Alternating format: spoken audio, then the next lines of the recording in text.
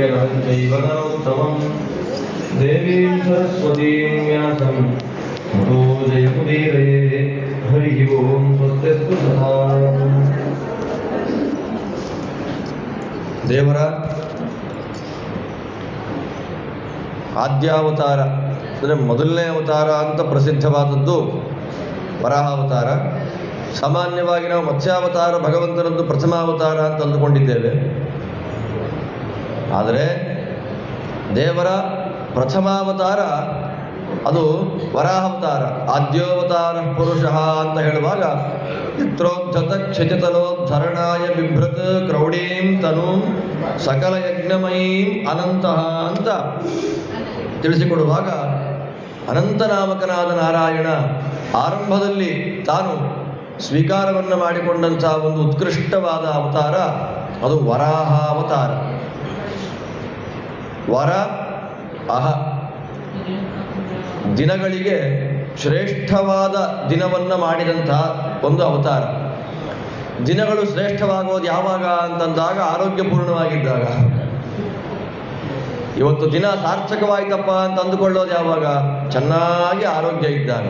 ಅಂತಹ ಆರೋಗ್ಯಕ್ಕೆ ಸಾಧಕವಾದ ಸಾತ್ವಿಕವಾದ ಸಂಪತ್ತನ್ನು ಕೊಟ್ಟು ಅನುಗ್ರಹವನ್ನು ಮಾಡುವಂತಹ ಒಂದು ಭಗವದ್ ರೂಪ ಯಾವುದು? ಶ್ರೀ ವರಾಹ ರೂಪ. ಆದ್ದರಿಂದ ಆ ವರಾಹ ರೂಪವನ್ನು ನಾನಾ ಹೆಸರಿಂದ ನಾವು ಕರೀತೇವೆ. ನೀಲವರಾಹ, ಶ್ವೇತವರಾಹ, ಆದಿವರಾಹ, ಯಜ್ಞವರಾಹ, ಭೂವರಾಹ, ಎಷ್ಟು ಹೆಸರಿಂದ ಕರೀತೇವೆ.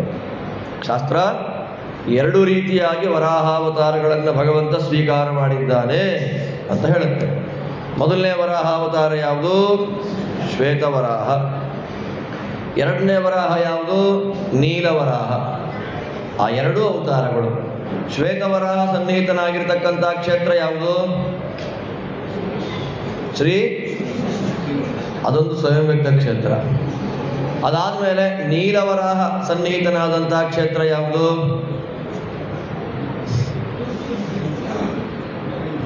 ಪುಷ್ಕರ. ಪುಷ್ಕರ ಕ್ಷೇತ್ರ ವರಾಹ ರೂಪದಲ್ಲಿ ಭಗವಂತ ಸನ್ನಿಹಿತನಾಗಿದ್ದಾನೆ. ಅದರ ಜೊತೆಯಲ್ಲೇ ಇನ್ನೊಂದು ಕ್ಷೇತ್ರ ಇದೆ, ಆದಿವರಾಹ ಅಂತ. ಆದಿವರಾಹ ರೂಪದಿಂದ ಭಗವಂತ ಎಲ್ಲಿ ಸನ್ನಿಹಿತನಾದ? ವರಾಹಾವತಾರವನ್ನ ಸ್ವೀಕಾರ ಮಾಡಿಕೊಂಡು ಆದಿ ವರಾಹ ರೂಪದಿಂದ ಭಗವಂತ ಸನ್ನಿಹಿತನಾದಂತಹ ಕ್ಷೇತ್ರ ಯಾವುದು? ಇಲ್ಲಿಂದ ಒಂದು 80 ಕಿಲೋಮೀಟ್ರು. ಯಾವ ಊರದು? ಕುಂಭಕೋಣ. ಕುಂಭಕೋಣದ ಕ್ಷೇತ್ರಮೂರ್ತಿ ಯಾರು ಅಂತ ಯಾರಾದರೂ ಕೇಳಿದ್ರೆ ಕುಂಭೇಶ್ವರ ಅಂತ ಕೆಲವರಂತಾರೆ, ಶಾಂಗಪಾಣಿ ಅಂತ ಕೆಲವರಂತಾರೆ, ಸಾರಂಗಪಾಣಿ ಅನ್ನೋರೇ ಜಾಸ್ತಿ. ಶಾರಂಗಪಾಣಿ ಅಂತಾರೆ. ಅದು ಬಿಟ್ಟರೆ ಚಕ್ರಪಾಣಿ ಅಂತಾರೆ, ಪಟ್ಟಾಭಿರಾಮ ಅಂತಾರೆ. ಎಷ್ಟೋ ಜನ ಗೊತ್ತೇ ಇಲ್ಲ. ಚಿಕ್ಕ ಗುಡಿ, ತುಂಬ ಚಿಕ್ಕ ಗುಡಿ ವರಾಹದೇವರು. ಆದಿವರಾಹ ಅನ್ನುವ ರೂಪದಿಂದ ಭಗವಂತ ಸನ್ನಿಹಿತನಾದ ಕ್ಷೇತ್ರ. ಇನ್ನೂ ಬ್ಯೂಟಿ ಏನು ಅಂತಂದರೆ, ವರಾಹದೇವರು ಕುಂಭಕೋಣ ಕ್ಷೇತ್ರಕ್ಕೆ ಬಂದಾಗ ಜಗತ್ತಿಗೆ ಪಾಠ ಮಾಡಬೇಕು ಅಂಥೇಳಿ ನಾನಿಲ್ಲಿ ನೆಲೆಸ್ತಾ ಇದ್ದೇನೆ, ಜಗತ್ ಕಲ್ಯಾಣ ಮಾಡಬೇಕು ಅಂತ ಜನಗಳು ನನ್ನ ಒಂದು ಆದರ್ಶವನ್ನು ಫಾಲೋ ಮಾಡಲಿ ಅಂತ ಒಂದು ದೇವತಾ ಪ್ರತಿಮೆಯನ್ನು ಅವನೇ ಪ್ರತಿಷ್ಠಾಪನೆ ಮಾಡಿದ. ಅದರ ಎದುರುಗಡೆ ಅವನೇ ನಿಂತುಕೊಂಡ. ವರಾಹದೇವರು ಪ್ರತಿಷ್ಠೆ ಮಾಡಿದ ಗಣಪತಿಯ ಗುಡಿ ಕುಂಭಕೋಣದಲ್ಲಿದೆ. ವಂದಿಸುವುದಾದಿಯಲ್ಲಿ ಗಣನಾಥನ ಸಂದೇಹ ಸಲ್ಲ ಶ್ರೀ ಹರಿಯಾಜ್ಞೆ ಇದಕ್ಕೊಂಟು. ಎಲ್ಲಿ ಪ್ರತಿಷ್ಠೆ ಮಾಡಿದ್ದು? ಕುಂಭಕೋಣ ಕ್ಷೇತ್ರ ಮಹಾತ್ಮದಲ್ಲಿ ಉಲ್ಲೇಖ ಬರುತ್ತೆ. ಭೂಮಿಯನ್ನು ಎತ್ತಿಟ್ಟ ವರಾಹ ತಾನು ಕಾಪಾಡಿದ ಭೂಮಿಯಲ್ಲಿ ಅತ್ಯಂತ ಸುಂದರವಾದ ನಗರ, ಅಮೃತ ಕುಂಭ ಇರುವಂತಹ ನಗರ ಕುಂಭಕೋಣದಲ್ಲಿ ಗಣಪತಿಯನ್ನು ಪ್ರತಿಷ್ಠೆ ಮಾಡಿ ತಾನು ನಿಂತ. ಇಷ್ಟೇ ಹತ್ರ ದೇವರು, ವರಾಹದೇವರು ತುಂಬ ಮುದ್ದಾದ ಪ್ರತಿಮೆ. ವಿಜಯೇಂದ್ರ ಸ್ವಾಮಿಗಳ ದರ್ಶನಕ್ಕೆ ಹೋಗ್ಬೇಕಾದ್ರೆ ಅಲ್ಲಿ ಸಂಧಿಲಿ ನಿಂತ್ಕೊಂಡಿದೆ ಅಷ್ಟೇ. ಕ್ಷೇತ್ರ ಮೂರ್ತಿ ವರಾಹದೇವರ ದೇವಸ್ಥಾನ ಅಂತ. ನಮಗೆಲ್ಲ ದೊಡ್ಡ ದೊಡ್ಡ ದೇವಸ್ಥಾನದ ಗೋಪುರದ ಮುಂದೆ ಸೆಲ್ಫಿ ತಗೊಂಡು ಅಭ್ಯಾಸ ಇರೋದ್ರಿಂದ ಚಿಕ್ಕ ಚಿಕ್ಕ ಗುಡಿ ಗೋಪುರನೇ ಇಲ್ಲ. ಅದೇನೋ ಗುಡಿ ಅಂತ ನಾವು ಹೋಗೋದೇ ಇಲ್ಲ. ಇನ್ನೊಮ್ಮೆ ಕುಂಭಕೋಣ ಕ್ಷೇತ್ರಕ್ಕೆ ಹೋದಾಗ ದಯಮಾಡಿ ಆದಿವರಾಹನನ್ನೂ ನೋಡ್ರಿ, ಆದಿವರಾಹ ಸ್ಥಾಪನೆ ಮಾಡಿದ ಗಣಪತಿಯನ್ನು ದರ್ಶನ ಮಾಡಿಕೊಂಡು ಬನ್ರಿ. ಆದಿವರಾಹ, ಶ್ವೇತವರಾಹ, ನೀಲವರಾಹ, ಇನ್ನೊಬ್ಬ ಇದ್ದಾನೆ. ಅವನು ಯಾರು? ಯಜ್ಞವರಾಹ. ಇನ್ನೊಬ್ಬ ಇದ್ದಾನೆ ಭೂವರಾಹ. ಯಜ್ಞವರಾಹ ಎಲ್ಲಿದ್ದಾನೆ? ಶ್ರೀಮುಷ್ಣದಲ್ಲೇ ಇದ್ದಾನೆ. ಚತುರ್ಮುಖ ಬ್ರಹ್ಮದೇವರಿಂದ ಅರ್ಚಿತನಾಗಿ ಉತ್ಸವ ಮೂರ್ತಿಯ ರೂಪದಲ್ಲಿ ತಸ್ಯ ಯಜ್ಞ ವರಾಹಸ್ಯ ವಿಷ್ಣೋರ ಮಿತ ತೇಜಸಃ ಪ್ರಣಾಮಮ್ಯೇ ಪ್ರಕುರ್ವಂತಿ ತೇಷಾಮಪಿ ನಮೋ ನಮಃ. ಇವತ್ತು ಅರ್ಚಕರು ಮಂಗಳಾರತಿ ಮಾಡುವಾಗ ಹೇಳುವಂತಹ ಮಂತ್ರ. ಹೋಗ್ತಾನೆ ತಸ್ಯ ಯಜ್ಞ ವರಾಹಸ್ಯ ವಿಷ್ಣೋ ಅಮಿತ ತೇಜಸ. ಮೊನ್ನೆ ಕೂಡ ನಾವು ಕೇಳಿದ್ವಿ ಶ್ರೀಮುಷ್ಣಕ್ಕೆ ಹೋದಾಗ ಮಂಗಳಾರತಿ ಮಾಡುವಾಗ ಅದೇ ಶ್ಲೋಕ ಹೇಳುದು. ಈ ದೃಷ್ಟಿಯಲ್ಲಿ ಇನ್ನೂ ಪಾರಂಪರಿಕವಾಗಿ ಆಚಾರ್ಯರು ಹೇಳಿದ ಶ್ಲೋಕ ಅದು. ಅದನ್ನು ಇವತ್ತಿಗೂ ಕೂಡ ಶ್ರೀಮುಷ್ಣದಲ್ಲಿ ವರಾಹ ದೇವರಿಗೆ ಮಂಗಳಾರತಿ ಮಾಡುವಾಗ ಅದನ್ನು ಹೇಳೇ ಮುಂದುವರಿತಾರೆ. ಯಜ್ಞವರಾಹನೂ ಇದ್ದಾನೆ, ಶ್ವೇತವರಾಹನೂ ಇದ್ದಾನೆ, ಭೂವರಾಹ ಎಲ್ಲಿ ಕೂತ್ಕೊಂಡಿದ್ದಾನೆ. ಆದರೆ ಅಲ್ಲಿ ಹೇಳುವಾಗ ಕರೆಕ್ಟಾಗಿ ಹೇಳಿದ್ರು, ದೇವಿ ಅಂಬುಜವಲ್ಲಿ ರಮಣನೆ ಭೂವರಾಹ ದಯಾನಿಧೆ. ಎಲ್ಲಿದ್ದಾನೆ ಅವನು? ಇಲ್ಲಿದ್ದಾನೆ. ಎಲ್ಲಿ? ಶ್ರೀಮುಷ್ಣವರಾಹ. ಅಲ್ಲಿ ಭೂದೇವಿ ಕಾಣ್ತಾಳ ಕಣ್ಣಿಗೆ. ಕಣ್ಣಿಗೆ ಕಾಣುವಂತೆ ಭೂದೇವಿಯನ್ನು ಹೊತ್ತ ಭಗವದ್ ರೂಪ ಎಲ್ಲಿದೆ? ಪರಮಾದ್ಭುತವಾದ ಒಂದು ಭಗವದ್ ರೂಪ ವೆಂಕಟಾಚಲ. ಆದ್ದರಿಂದ ವೆಂಕಟಾಚಲವನ್ನು ವರಾಹ ಪರ್ವತ ಅಂತ ಕರೀತಾರೆ. ಶ್ರೀನಿವಾಸ ದೇವರು ಬರೋದಕ್ಕಿಂತ ಮೊದಲಿಗೆ ವರಾಹ ರೂಪದಲ್ಲಿ ಭಗವಂತ ದಿವ್ಯವಾದ ಸನ್ನಿಧಾನವನ್ನು ಇಟ್ಟ ಕ್ಷೇತ್ರ. ರಾಜಾಧಿರಾಜರೆಲ್ಲ ವರಾಹ ದೇವರನ್ನು ನೋಡಬೇಕು ಅಂತ ಬೆಟ್ಟ ಹತ್ಕೊಂಡು ಹೋಗ್ತಾ ಇದ್ರು. ಇವಾಗ ನಾವು ವರಾಹ ದೇವರನ್ನ ಗುಡಿ ಒಳಗೆ ಕಂಬದಲ್ಲಿ ನೋಡ್ಬಿಟ್ಟು ನೀನೇ ವರಾಹ ಅಂದ್ಬಿಡ್ತೀವಿ ಅಷ್ಟೇ ಅಲ್ವಾ? ಮಿಕ್ಸಪ್ ಆಗೋಗಿದೆ. ಈ ಕಾರಣದಿಂದ ವರಾಹ ರೂಪದಲ್ಲಿ ಭಗವಂತ ನಾನಾ ಸನ್ನಿಧಾನಗಳನ್ನು ಇಟ್ಟಿದ್ದಾನೆ. ಇನ್ನೊಂದು ಮಹಾಬಲಿಪುರದ ಹತ್ರ ಇನ್ನೊಂದು ವರಾಹ ನಿಂತ್ಕೊಂಡಿದ್ದಾನೆ. ಇಷ್ಟತ್ರ ಇದ್ದಾನೆ ವರಾಹ. ಭೂದೇವಿನ ಮೇಲೆ ಇಟ್ಕೊಂಡಿದ್ದಾನೆ. ನಿತ್ಯ ಕಲ್ಯಾಣ ಪೆರುಮಾಳ್, ನಿಮಗೆಲ್ಲ ಗೊತ್ತಿರ್ಬೋದು. ಇಷ್ಟತ್ರ ವರಾಹ. ಇನ್ನು ಖುಜರಾಹೋ ಮೊದಲಾದ ಪ್ರದೇಶಗಳಲ್ಲಿ ಸಾಕ್ಷಾತ್ ಹಂದಿಯ ರೂಪದಲ್ಲೇ, ಅಂದರೆ ಈ ಊರಲ್ಲಿ ಕಾಣೋ ಹಂದಿ ಅಲ್ಲ, ಕಾಡಿನ ಹಂದಿಯ ರೂಪದಲ್ಲೇ ಆ ಪ್ರತಿಮಾ ನಿರ್ಮಾಣ ಮಾಡಿ ನಿಲ್ಲಿಸಿದ್ದಾರೆ. ಅದರಿಂದ ವರಾಹದೇವರ ಉಪಾಸನೆ, ವರಾಹದೇವರ ಅನುಸಂಧಾನ, ವರಾಹದೇವರ ಮಂತ್ರಗಳ ಜಪ, ವರಾಹದೇವರ ಪೂಜೆ ನಮ್ಮಲ್ಲಿ ಅನೂಚಾನವಾಗಿ ನಡ್ಕೊಂಡು ಬಂದಿದೆ. ಮತ್ತೆ ಭೂದೇವಿಗೆ ಮೇಲೆ ಕೂಡಿಸ್ಕೊಂಡು ಉಪದೇಶ ಮಾಡಿದ ವರಾಹ. ಆ ಉಪದೇಶವೇ ಒಂದು ಪುರಾಣ ಆಯಿತು. ಯಾವ ಪುರಾಣ ಆಯಿತು? ಚಾತುರ್ಮಾಸ್ಯ ಮಾಡ್ರಿ ಅಂತ ಭಗವಂತ ಉಪದೇಶ ಮಾಡಿದ ಯಾವ ಪುರಾಣದಲ್ಲಿ? ಪೂಜೆ ಮಾಡಬೇಕಾದ್ರೆ ಸರಿಯಾಗಿ ಪೂಜೆ ಮಾಡ್ರಿ ಅಂತ ಉಪದೇಶ ಮಾಡಿದ ಯಾವ ಪುರಾಣದಲ್ಲಿ? ಎಷ್ಟು ಅಪರಾಧ ಸ್ತೋತ್ರ ಇದೆ? ದ್ವಾತ್ರಿಂಶದಾಗ ಪುರೋಗಾನ್. ಎಲ್ಲಿ ಬರುತ್ತೆ ವಾಕ್ಯ ಇದು? ದ್ವಾತ್ರಿಂಶದಾಗ ಪುರೋಗಾನ್. ನೋಡಿ, ಇದೆಲ್ಲ ಪ್ರಮಾಣ ವಾಕ್ಯ ಗೊತ್ತಿದ್ದವರೇ ಇದ್ದಾರೆ. ಪ್ರವಚನ ಮಾಡಕ್ಕೆ ಒಂದು ಸ್ವಲ್ಪ ಭಯ ಆಗುತ್ತೆ. ಪ್ರಮಾಣ ವಾಕ್ಯಗಳನ್ನು ಇಟ್ಟುಕೊಂಡವರೇ ಬಾಯಲ್ಲೆಲ್ಲ ಇರೋದು. ಆದ್ದರಿಂದ ದ್ವಾತ್ರಿಂಶದಾಗ ಪುರೋಗಾನ್, 32 ದೋಷ, 32 ಅಪರಾಧಗಳಿಲ್ಲದ ಶುದ್ಧವಾದ ಪೂಜೆಯನ್ನು ದೇವರಿಗೆ ಆಚಾರ್ಯರು ಮಾಡಿದರು. 14ನೇ ಸರ್ಗದಲ್ಲಿ ಬರುವಂಥದ್ದು. ಆ 32 ಅಪಚಾರಗಳಲ್ಲಿ ಇದೆ. ಬರೀ 32 ಇಲ್ಲ, ಇನ್ನೂ ಕೆಲವು ಅಪಚಾರಗಳಿದೆ. ಎಷ್ಟು ಅಪಚಾರ? ಶತಾಪರಾಧ ಸ್ತೋತ್ರ ಅಂತ ಒಂದಿದೆ. ದೇವರ ಪೂಜೆ ಆಗಬೇಕಾದ್ರೆ ನಾವು 100 ತಪ್ಪುಗಳನ್ನು ಮಾಡಬಾರ್ದು. ಅದರಲ್ಲಿ ಪ್ರಧಾನವಾದ ತಪ್ಪೇನು ಗೊತ್ತಾ? ಪೂಜೆ ಮಾಡುವಾಗ ಮಾತಾಡಬಾರ್ದು. ದೇವರ ಪೂಜೆಯಾಗುವಾಗ ಮಾತಾಡೋದು ಅನ್ನೋದು ಅತ್ಯಂತ ಪ್ರಧಾನವಾದ ಅಪಚಾರ. ದೇವರಿಗೆ ಗಂಧವಿಲ್ಲದೆ, ಅಕ್ಷತೆ ಇಲ್ಲದೆ, ಅಕ್ಷತೆ ಅಂದರೆ ಹಚ್ಕೊಂತೀವಲ್ಲ ಅಕ್ಷತೆ ಅಲ್ಲ, ಮಂತ್ರಾಕ್ಷತೆಗಳು, ಅದನ್ನು ಮಾಡದೆ, ಧೂಪ ದೀಪಗಳಿಲ್ಲದೆ, ಧೂಪ ದೀಪಗಳಿದ್ರೂ ಕೂಡ ಅದರ ಮೇಲೆ ಏನಾಗ್ತೀವಿ ನಾವು? ಧೂಪಾಂಗಾರ ಮಾಡ್ಬೇಕಾದ್ರೆ ಏನ್ ಮಂತ್ರ ಹೇಳ್ತೀವಿ? ದಶಾಂಗಂ. ದಶಾಂಗ ಇಲ್ಲ ಅಂದ್ರೆ ದಶಾಂಗ ಹಾಕಿದ್ರು ಅಷ್ಟು ಹೊಗೆ ಬರಲ್ಲ. ಇನ್ನೊಂದು ಐಟಮ್ ಹಾಕಿದ್ರೆ ಹೊಗೆ ಬರುತ್ತೆ. ಏನ್ ಹಾಕಿದ್ರೆ? ತುಪ್ಪ. ಇನ್ನೂ ಟೆನ್ಷನ್ನೇ ಬೇಡ ಅಂತ ಒಳ್ಳೆ ಗೋಶಾಲೆಯಲ್ಲಿ ಒಳ್ಳೆ ಸಾಂಬ್ರಾಣಿ ತರ್ತಾರೆ. ಸಾಂಬ್ರಾಣಿ, ಆ ಸಾಂಬ್ರಾಣಿ ಇಟ್ಕೊಂಡ್ಬಿಡೋದು. ತಲೆ ಸ್ನಾನ ಮಾಡಿದಾಗ ಅದು ಅನುಕೂಲ, ಧೂಪದಲ್ಲಿ ಅನುಕೂಲ ಆಗುತ್ತೆ ಅಂತ ತಲೆ ಇಟ್ಕೊಂಡ್ಬಿಡೋದು. ದಶಾಂಗವಿಲ್ಲದ ಧೂಪ. ನಾವೇನು ಮಾಡ್ತೀವಿ? ಅಂಗಾರದ ಮೇಲೆ, ಅಂಗಾರ ಅಂದರೆ ಉರಿಯುವ ಕೆಂಡ, ಅದರ ಮೇಲೆ ತುಪ್ಪ ಹಾಕಿ ಚೆನ್ನಾಗಿ ಬೆಳೆಸ್ಬಿಡ್ತೀವಿ. ಶಾಸ್ತ್ರ ವಿರೋಧ ಮಾಡುತ್ತೆ ಅದನ್ನು. ಅದಕ್ಕೆ ಉರಿಯುವ ಕೆಂಡದ ಮೇಲೆ ತುಪ್ಪವನ್ನು ಹಾಕಿದರೆ ಎಂಥ ಪಾಪ ಇದೆ ಅಂತ ಪ್ರತ್ಯೇಕ ಶಾಸ್ತ್ರ ಆದೇಶ ಮಾಡುತ್ತೆ. ನಾನು ಇನ್ ಡೆಪ್ತ ನಾನು ಹೇಳಿಕ್ಕೆ ಹೋಗೋದಿಲ್ಲ. ಅಂದರೆ ವರಾಹದೇವರು ಅಂತ ನೋಡಿದಾಗ ಭೂಮಿನ ತಂದಿಟ್ಬಿಟ್ಟ ಅನ್ನೋ ಮಾತೇ ಇಲ್ಲ. ಅದರಿಂದ ಕೆಂಡದ ಮೇಲೆ ದೇವರಿಗೆ ಧೂಪವನ್ನು ಮಾಡುವಾಗ ಏನು ಹಾಕಬೇಕು? ದಶಾಂಗಂ. ಆ ದಶಾಂಗ ಹಾಕೋದು ಯಾಕೆ? ಸುಗಂಧಿಂಚ ಮನೋಹರಂ. ಅದಾದ ಮೇಲೆ ದಶಾಂಗವನ್ನು ಹಾಕಿದ ಮೇಲೆ ಮತ್ತೇನು ಹಾಕಬೇಕು? ತುಪ್ಪ ಹಾಕಬೇಕು. ನಿಮಗೆ ತುಪ್ಪ ಹಾಕಲೇಬೇಕು ಅನ್ನೋ ಆಸೆ ಇದ್ರೆ ಯಾವ ತುಪ್ಪ ಹಾಕ್ರಿ? ಆಕಳು ತುಪ್ಪನೇ. ತುಪ್ಪ ಅಂದ್ರೆ ಆಕಳದ್ದೆ. ಯಾವ ಆಕಳಿದ್ದು? ಕಪಿಲ. ಹಾಕ್ದ 100% ಪ್ಯೂರ್ ಘೀ ಅಂತ. ಘೀ ಅಂದ್ರೆ ಪ್ಯೂರ್. 100% ಪ್ಯೂರ್ ಘೀ ಏನೋ ಮಿಕ್ಸ್ ಆಗಿದೆ ಅಂತ ಅರ್ಥ. ಅದರಲ್ಲಿ ಶುದ್ಧವಾದ ಬೆಣ್ಣೆಯನ್ನು ಕೊಡಲಾಗುವುದು ಅಂತ. ಬೆಣ್ಣೆನೇ ಶುದ್ಧವಾದ್ರಿ, ಶುದ್ಧವಾದ ಬೆಣ್ಣೆ ಇನ್ನೇನು ಕೊಡ್ತಾರಪ್ಪ ಇವರು ಅಂತ ಅನ್ಕೊಂಡ್ರೆ ಟೆಸ್ಟ್ ಮಾಡಿ ನೋಡಿದಾಗ ಅದರಲ್ಲಿ ಅಕ್ಕಿ ಹಿಟ್ಟು, ಮೈದಾ ಹಿಟ್ಟು ಎಲ್ಲ ಪ್ರತ್ಯೇಕವಾಗಿ ತೆಗಿತಾ ಇರ್ಬೋದು. ಹಾಗಾಗ್ಬಿಟ್ಟಿದೆ ಕಾಲ ಈಗ. ಅದಕ್ಕೆ ಕಪಿಲ ಅಂದ್ರೆ ಕೆಂಪು ತಾಮ್ರದ ಬಣ್ಣ ಇರುವಂತಹ ಗೋವಿನ ಹಾಲನ್ನ ಹೆಪ್ಪು ಹಾಕಿ ಮೊಸರು ಮಾಡಿ ಬೆಣ್ಣೆ ಕಡೆದು ತುಪ್ಪದಿಂದ ಆ ತುಪ್ಪವನ್ನ ಅಂಗಾರದ ಮೇಲೆ ಹಾಕಬಹುದು.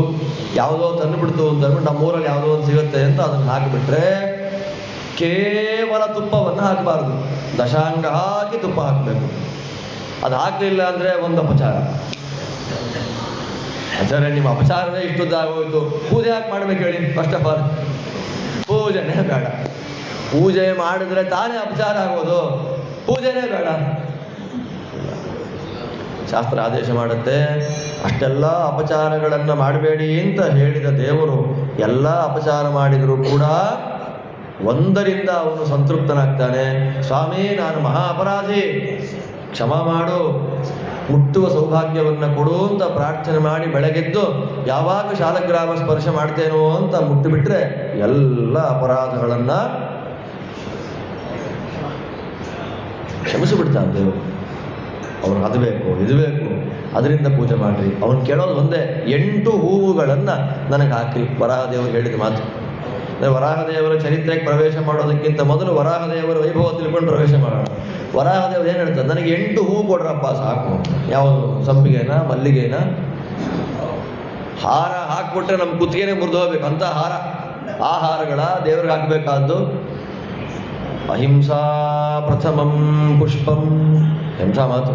ಭೀಮಸೇನ ದೇವರು ಮಹಾಭಾರತ ಉಲ್ಲೇಖ ಮಾಡುತ್ತೆ. ಭೀಮ ಪ್ರತಿನಿತ್ಯ ಪೂಜೆ ಮಾಡಬೇಕಾದ್ರೆ ಅಷ್ಟಭಿರ್ಭಾವ ಪುಷ್ಪೈ, ಮಣಿಮಯವಾದ ಹೃದಯ ಮಂಟಪದಲ್ಲಿ ಕೃಷ್ಣವ್ಯಾಸ ಪರಶುರಾಮ ದೇವರನ್ನ ಇಟ್ಟುಕೊಂಡು 8 ಭಾವ ಪುಷ್ಪಗಳಿಂದ ನಿತ್ಯ ಪೂಜೆ ಮಾಡ್ತಾ ಇದ್ದ ಭೀಮ ಅಂತ ಮಹಾಭಾರತ ಉಲ್ಲೇಖ ಮಾಡುತ್ತೆ.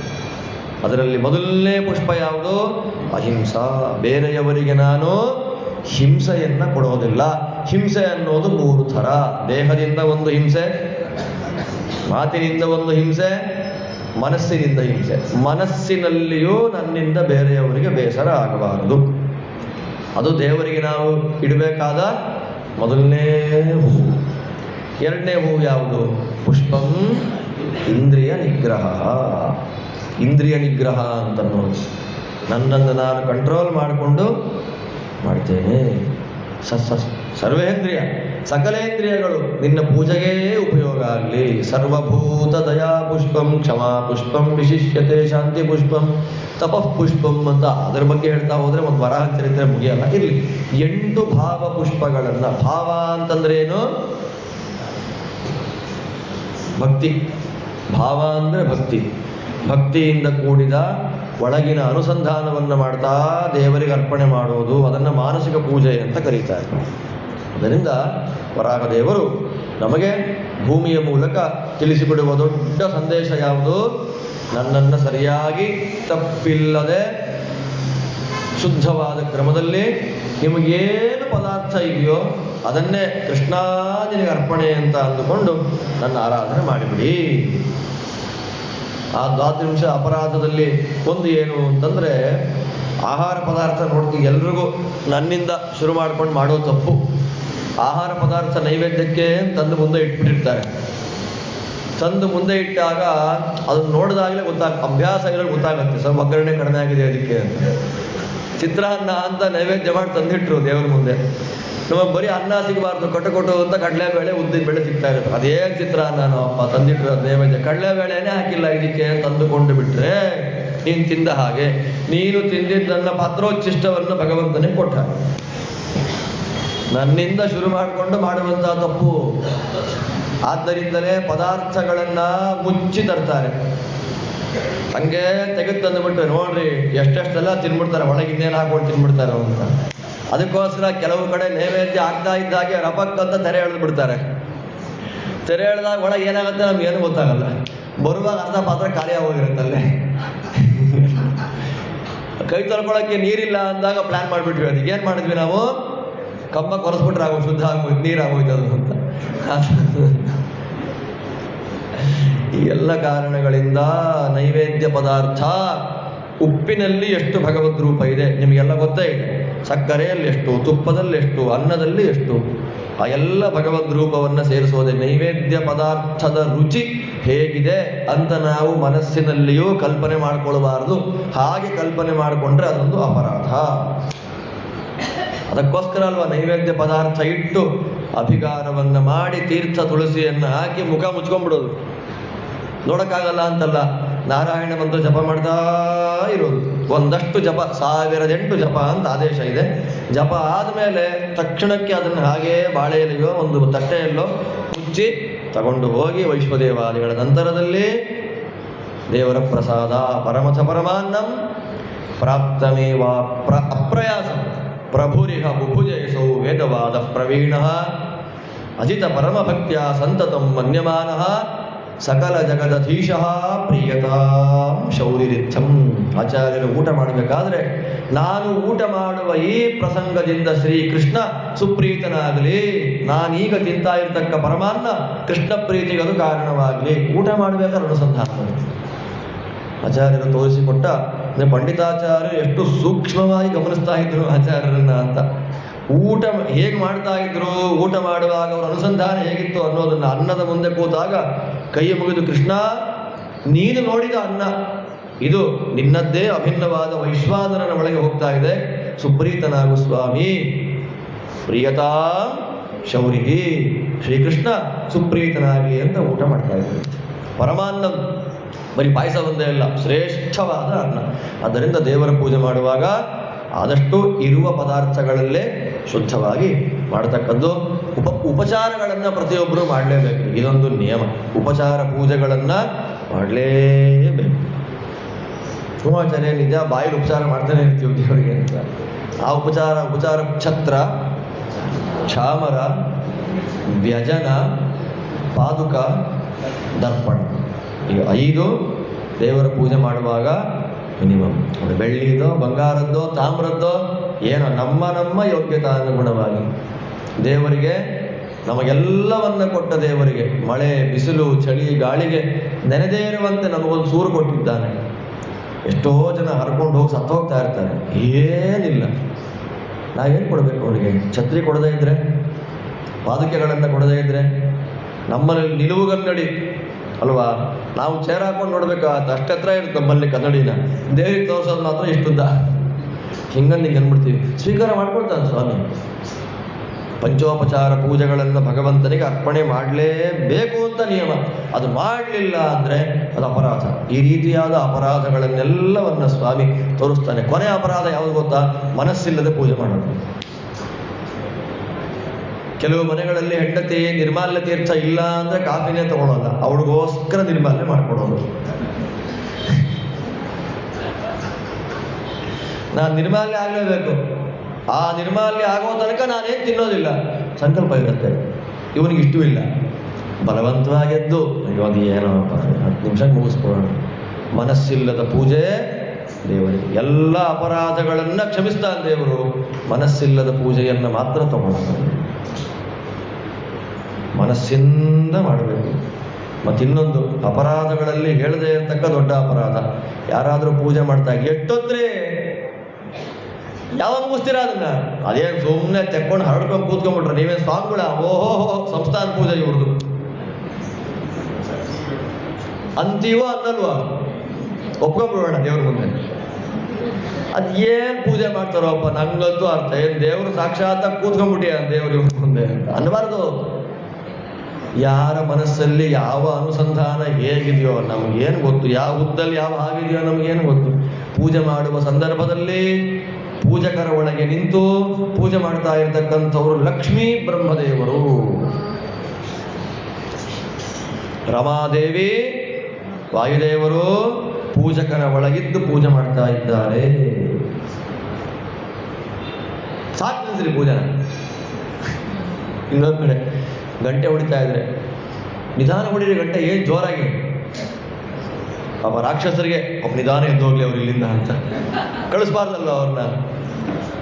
ಪದಾರ್ಥಗಳೆಲ್ಲ ಕುಟ್ಟೋದು ಇದೆಲ್ಲ ಅಪರಾಧಗಳು. ಇದೆಲ್ಲ ವರಹ ಹೇಳ್ತಾನೆ, ಸೋಮಸೂತ್ರಗಳಲ್ಲಿ ದೇವರಿದ್ದಾರೆ, ಸಾಲಿಗ್ರಾಮ ಪ್ರತಿಮೆಯಲ್ಲಿ ಮಾತ್ರ ಟಕ್ ಅಂತ ಕುಟ್ಟು ಬಿಡೋದು. ದೇವರ ಪಾತ್ರೆಗಳು ನೆಗ್ಗಿ ಹೋಗಿರಬಾರದು, ದೇವರ ಪಾತ್ರೆಗಳು ಮಾಸಿರಬಾರದು, ದೇವರ ಪಾತ್ರೆಗಳು ಕುಂದಿರಬಾರದು, ಶಂಖ ಜಾಗಟೆಗಳು ಒಡೆದು ಹೋಗಿರಬಾರದು. ನಿಯಮ ಇದೆ. ನಾವು ಹಾಕೊಳ್ಳೋ ಬಟ್ಟೆ ಪರವಾಗಿಲ್ಲ ಕಣ್ರಿ, ಮುಂದೆ ನೋಡ್ತೀವಿ, ಹಿಂದೆ ಬೆಂಕಿ ಹರಿದೋದ್ರೂ ಪರವಾಗಿಲ್ಲ, ಹಂಗೆ ಹಾಕೊಂಡು ಹೊರಗಡೆ ಹಿಂದೆ ಏನ್ ಬೇಕಾದ್ರೆ ಮಾತಾಡ್ಕೊಳ್ಳಿ ಅಂತೀವ ನಾವು. ಟಿಪ್ ಟಾಪ್ ಆಗಿ ರೆಡಿಯಾಗಿ ಹೋಗಲ್ವಾ? ಒಂದು ಹರಿದೋಗೆ ಒಂದು ಮಾಸ ಹೋದ್ರೆ ಯೂಸ್ ಮಾಡೋದಲ್ಲ. ವರಹದೇವರಂತಾರೆ ಮಾಡಿ, ವೈಭವ ಕೊಟ್ಟಿದ್ದಾನಲ್ಲ ಮಾಡ್ರಿ, ಸ್ನಾನ ಅಭಿಷೇಕ ಅಂತ ಮಾಡ್ರಿ, ಪದಾರ್ಥಗಳನ್ನ ನಿಮ್ಮ ವೈಭವಕ್ಕೆ ಅನುಗುಣವಾಗಿ ನಾನು ಕೊಡ್ರಪ್ಪ, ನಾನು ತಗೊಳ್ಳಲ್ಲ. ನೀವು ನನಗೆ ಒಂದು ಛತ್ರಿ ಕೊಟ್ರೆ ನಿಮಗೆ ಕಷ್ಟ ಬಂದಾಗ 100 ಛತ್ರಿಗಳನ್ನು ಕೊಟ್ಟು ಕಾಪಾಡ್ತೀನಿ ನಾನು ಅಂತ. ನಮ್ಮ ಸ್ವಾಮಿ ಅದೇ ಪ್ರಹ್ಲಾದರಾಜರು ಹೇಳುವಂತಹ ಮಾತು, ನೈವಾತ್ಮನ ಪ್ರಭುರಯಂ ನಿಜಲಾಭ ಪೂರ್ಣ ಮಾನಂ ಜನಾದವಿದುಷ ಕರುಣೋ ವೃಣೀತೆ ಯದ್ಯಜ್ಜನೋ ಭಗವತೆ ವಿದಧೀತಮಾನಂ ತಚ್ಚಾತ್ಮನೇ ಪ್ರತಿಮುಖಸ್ಯ ಯಥಾಮುಖಸ್ವಿ. ಅಲಂಕಾರ ಮಾಡಿಕೊಂಡಾಗ ನಾವು ಚೆನ್ನಾಗಿದ್ದೇವೆ ಅಂತ ಗೊತ್ತಾಗೋದು ಯಾವಾಗ? ಕನ್ನಡಿ ನೋಡಿದಾಗ ಅಲ್ವಾ? ಹಾಗೆ ನಾವು ದೇವರಿಗದನ್ನ ಪ್ರತಿಬಿಂಬ ಚೆನ್ನಾಗಿರ್ಬೇಕಾದ್ರೆ ಬಿಂಬ ಚೆನ್ನಾಗಿರ್ಬೇಕು. ಬಿಂಬರೂಪಿ ನಾರಾಯಣನನ್ನ ಎಷ್ಟು ಚೆನ್ನಾಗಿ ಅನುಸಂಧಾನ ಮಾಡ್ತೇವೋ ಅಷ್ಟಷ್ಟು ನಮ್ಮನ್ನ ಸ್ವಾಮಿ ಕಾಪಾಡ್ತಾ ಇರ್ತಾನೆ. ಅವನಿಗೆ ಹಗುರವಾದ ಹೂವುಗಳನ್ನು ಪೂಜೆ ಮಾಡಬೇಕು. ಭಾರದ ಹೂವುಗಳನ್ನು ದೇವರ ಮೇಲೆ ಯಾವತ್ತೂ ಹಾಕಬಾರದು. ಹೂವು ಹಗುರವಾಗಿರಬೇಕು. ಹಗುರವಾದ ಹೂವನ್ನು ಹಾಕಿದ್ರೆ ಸಂಸಾರದ ಭಾರ ಹಗುರವಾಗಿರುವಂತೆ ಮಾಡ್ತಾನೆ ದೇವರು. ಮತ್ತೆ ವ್ರತಕಾಲವಲ್ಲದೆ ಬೇರೆ ಕಾಲಗಳಲ್ಲಿ ಜೀವನದಲ್ಲಿ ಒಂದು ವಾರದಲ್ಲಿ ಒಂದು ದಿನವಾದರೂ ಸ್ವಾಮಿಗೆ ಕ್ಷೀರಾಭಿಷೇಕವನ್ನು ಮಾಡಿ, ನಿತ್ಯ ಕ್ಷೀರಾಭಿಷೇಕ ಮಾಡಬೇಕು, ವ್ರತ ಬಿಟ್ಟು ಅಂತ ಶಾಸ್ತ್ರ. ನಿತ್ಯ ಕ್ಷೀರಾಭಿಷೇಕ ದೇವರಿಗೆ, ಇದರಲ್ಲಿ ವರಹ ದೇವರು ಹೇಳುವಂತಹ ಮಾತು ಪುರಾಣಗಳಲ್ಲಿ. ದೇವರ ಶಾಲಿಗ್ರಾಮಕ್ಕೆ ಒಂದಿಷ್ಟಾದರೂ ಕೂಡ ಹಾಲು ಬೀಳಬೇಕು ಅಂತ. ಹಾಲು ಹಾಕೋದು ಯಾಕೆ ಗೊತ್ತಾ? ಪಾಪಗಳೆಲ್ಲ ಪರಿಹಾರ ಮಾಡುವಂತ. ಕ್ಷೀರವನ್ನ ದೇವರಿಗೆ ಹಾಕೋದ್ರಿಂದ ಎಲ್ಲ ಪಾಪ ದೂರ. ನಿಯಮಗಳು: ತುಪ್ಪ ಇಡಬೇಕು ನೈವೇದ್ಯಕ್ಕೆ ದೇವರಿಗೆ, ಹಾಲಿಡಬೇಕು, ಬೆಣ್ಣೆ ಇಡಬೇಕು, ಮೊಸರನ್ನು ಇಡಬೇಕು, ಬೆಲ್ಲಗಳನ್ನು ಇಡಬೇಕು, ಅರಳನ್ನು ಇಡಬೇಕು. ಏನೂ ಇಲ್ಲ ಅಂತಂದ್ರೆ ಸ್ವಾಮಿ ಈ ನೀರೇ ಎಲ್ಲ ಅಂತ. ದ್ರವ್ಯಾಣ ಫಲಾಭೇತು ಸಲಿಲೇನಾಪಿ ಪೂಜಿತ. ಪದಾರ್ಥವೇ ಇಲ್ಲ ಅಂದಾಗ ಒಂದು ಉದ್ಧರಣೆಯ ನೀರನ್ನೇ ಅಮೃತವನ್ನಾಗಿ ಸ್ವೀಕಾರ ಮಾಡಿಕೊಂಡು ಎರಡೂ ಕೈಗಳಿಂದ ಹರಿಸ್ತಾನೆ ಸ್ವಾಮಿ ನಾರಾಯಣ. ವರಾಹದೇವರಂತಾರೆ, ನನ್ನ ಪೂಜೆ ಮಾಡಪ್ಪ, ನಾನು ನಿಮ್ಮನ್ನೇನೂ ಕೇಳಲ್ಲ, ನನ್ನ ಮೇಲೆ ಧೂಳು ಮಾತ್ರ ಹಾಕಬೇಡಿ. ಶಾಲಗ್ರಾಮದ ಮೇಲೆ ಧೂಳನ್ನು ಹಾಕಬಾರದ್ರಿ, ಮಹಾ ಅನ್ಯಾಯ. ಶಾಲಗ್ರಾಮದ ಮೇಲೆ ಧೂಳು ಕಸ ಇರಬಾರದು. ತಾತ್ಪರ್ಯ ಏನು ಗೊತ್ತಾ? ಪೂಜೆ ಮಾಡದೆ ಇರಬಾರದು. ಆದ್ದರಿಂದ ಅದನ್ನು ಏನ್ ಕರೀತಾರೆ? ಪೂಜಾ. ಪೂಜಾ ಅಂದ್ರೆ ಅರ್ಥ ಏನು? ಪೂ ಮತ್ತು ಜ. ಜ ಅಂದ್ರೆ ಏನು? ಹುಟ್ಟುವುದು ಅಂತ ಅರ್ಥ. ಏನು ಹುಟ್ಟತ್ತೆ? ಪುರುಷಾರ್ಥಗಳು ಹುಟ್ಟುವುದಕ್ಕೆ ಕಾರಣ. ದೇವರ ಪೂಜೆಯಿಂದ ಮಾಡೋದ್ರಿಂದ ಧರ್ಮ, ಅರ್ಥ, ಕಾಮ, ಮೋಕ್ಷ, ಈ 4ರಲ್ಲಿ ನಮ್ಮ ಯೋಗ್ಯತಾನುಗುಣವಾದ ಪುರುಷಾರ್ಥಗಳು ಬರುತ್ತೆ. ಇನ್ನೇನು ಬೇಡ, ಸಂಕಲ್ಪ ಮಾಡೋದೇ ಬೇಡ. ನವಗ್ರಹ ಪೂಜೆ, ಆ ಹೋಮ ಈ ಹೋಮಕ್ಕೆಲ್ಲ ಸಂಕಲ್ಪ ಮಾಡಿಸಿ ಎಲ್ಲಿಂದ ಗೋತ್ರ ನಕ್ಷತ್ರ ಎಲ್ಲರದ್ದು ಎಲ್ಲ ಎಳ್ದು ತಂದು ಹೇಳಿದ್ರು ಕೂಡ ಅವರು ಏನ್ರಿ ಹೋಮಕ್ಕಿಂತ ಸಂಕಲ್ಪನೇ ಜಾಸ್ತಿ ಆಗೋಯ್ತಲ್ಲ ಅನ್ಬಿಡ್ತಾರೆ ಪುರೋಹಿತರು. ಅಲ್ವಾ? 500 ರೂಪಾಯಿ ಪಂಚಾಮೃತ ಕೊಟ್ಟಿದ್ದು 250 ಹೆಸರು ಕೊಟ್ಬಿಟ್ರಲ್ಲಿ. ಪಂಚಾಮೃತಾಭಿಷೇಕ 10 ನಿಮಿಷ, ಹೆಸರು ಹೇಳಕ್ 1.5 ಗಂಟೆ. ಏನೂ ಹೇಳಿದೆ ನಕ್ಷತ್ರ ಗೋತ್ರ ಏನೂ ಹೇಳಿದೆ. ಆ ಸ್ವಾಮಿ ಸಂಪುಟದಿಂದ ತೆಗೆದು ಕಲಿ ವಿಸರ್ಜನೆ ಮಾಡಿ ಶಂಖದಿಂದ ಅಭಿಷೇಕ ಮಾಡಿ ಕೃಷ್ಣ ಅಂದ್ರೆ ಸಾಕು, ಎಲ್ಲ ಪುರುಷಾರ್ಥ ಪ್ರಾಪ್ತಿ. ವರಾಹದೇವರಂತಾರೆ, ಪೂಜೆ ಮಾಡ್ರಿ, ಪೂಜೆ ಬಿಡಬೇಡಿ. ಶಾಲಗ್ರಾಮಗಳನ್ನು ಮುಟ್ಟಿದ ಕೈಯನ್ನು ಶೇಖರಣೆ ಮಾಡಬೇಕು ಅಂತ ಇಂದ್ರದೇವರು ಕಾಯ್ತಾ ಇದ್ದಾರೆ. ಬನ್ನಿ, ನಿಮ್ಮ ಕೈ ದೇವರನ್ನು ಮುಟ್ಟಿದೆ, ಬನ್ನಿ ಒಳಗೆ ಬನ್ನಿ ಸ್ವಾಮಿ, ಅಮೃತ ಕುಡ್ಕೊಂಡು ಹೋಗ್ಬೇಕ್ರಿ ಅಂತಾರೆ. ವರಾಹದೇವರ ಚಿಂತನೆ.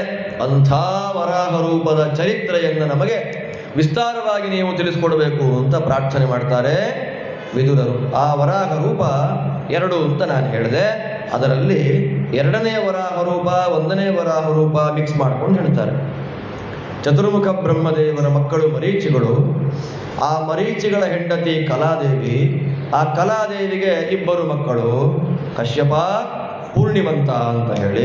ಪೂರ್ಣಿಮ ಬೇರೆ ಹೋದ, ಕಶ್ಯಪ ಅನ್ನುವವನೇ ಪ್ರಜಾಪತಿಯಾಗಿ ಎಲ್ಲವನ್ನ ವಿಸ್ತಾರ ಮಾಡಿದ ಮಹಾನುಭಾವ. ಅವನಿಗೆ ಅನೇಕ ಹೆಂಡತಿಯರು, ಅದಿತಿ, ದಿತಿ ಮೊದಲಾದವರೆಲ್ಲ. ಅದರಲ್ಲಿ ಅದಿತಿಗೆ ಅನೇಕ ಶ್ರೀಮಂತರಾದ ಕಾಂತಿಮಂತರಾದ ದೇವತೆಗಳಿದ್ದರು. ದಿತಿದೇವಿ ಅವಳಿಗಿರಲಿಲ್ಲ. ದಿತಿ ಏನು ಮಾಡ್ತಾಳೆ? ಸಪತ್ನೀನಾಂ ಸಮೃದ್ಧಿ, ಅವಳ ಸಮೃದ್ಧಿ, ಅಮೃತ ಕುಡಿದವರು, ಸ್ವರ್ಗಾಧಿಪತಿಗಳು. ನೋಡ್ತಾ ಸಾಯಂಕಾಲ ಈ ಸಮಯ ಕಶ್ಯಪರು ಸ್ನಾನ ಮಾಡಿ ಆಶ್ರಮದಲ್ಲಿ ಅಗ್ನಿಹೋತ್ರವನ್ನು ಮಾಡ್ತಾ ಇದ್ದಾರೆ.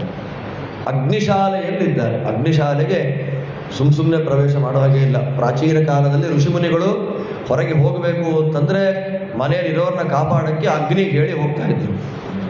ಆ ಅಗ್ನಿ ಒಂದು ರೂಪದಿಂದ ಆ ಮನೆಯನ್ನು ಮೇಂಟೈನ್ ಮಾಡ್ತಾ ಇದ್ದ. ಅದೇ ತಾನೇ ಸಮಸ್ಯೆ ಆಗಿದ್ದು ಭೃಗುಮುನಿಗಳ ಆ ವಿಷಯದಲ್ಲಿ.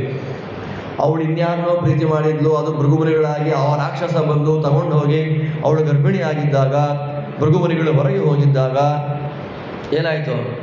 ಆ ಹುಡುಗಿನ ಬಲಾತ್ಕಾರವಾಗಿ, ನಾನು ಅವಳನ್ನ ಪ್ರೀತಿ ಮಾಡ್ತಾ ಇದ್ದೆ, ನಂಗೆ ಅವಳೇ ಬೇಕು, ಯಾರು ಹೆಂಡತಿ ಆದರೂ ಪರವಾಗಿಲ್ಲ, ನಂಗೆ ಅವಳೇ ಬೇಕು ಅಂತ ದೈತ್ಯ ತಗೊಂಡು ಹೋಗೋ ಕಾಲಕ್ಕೆ ಭೃಗುಮುನಿಗಳು ನಿಯೋಜನೆ ಮಾಡಿಟ್ಟಿದ್ದ ಅಗ್ನಿ ಹೊರಗೆದ್ದು ಬಂದಾಗ ಆ ಒಳಗಿದ್ದಂಥ ಗರ್ಭ, ಏನೋ ನಮ್ಮಮ್ಮನ್ನೇ ಮುಡ್ತಾ ಇದೆಯಾ ಅಂತ ಹೇಳಿ ಸುಟ್ಟು ಬೂದಿ ಮಾಡಿಬಿಡ್ತು ಆ ರಾಕ್ಷಸನನ್ನು.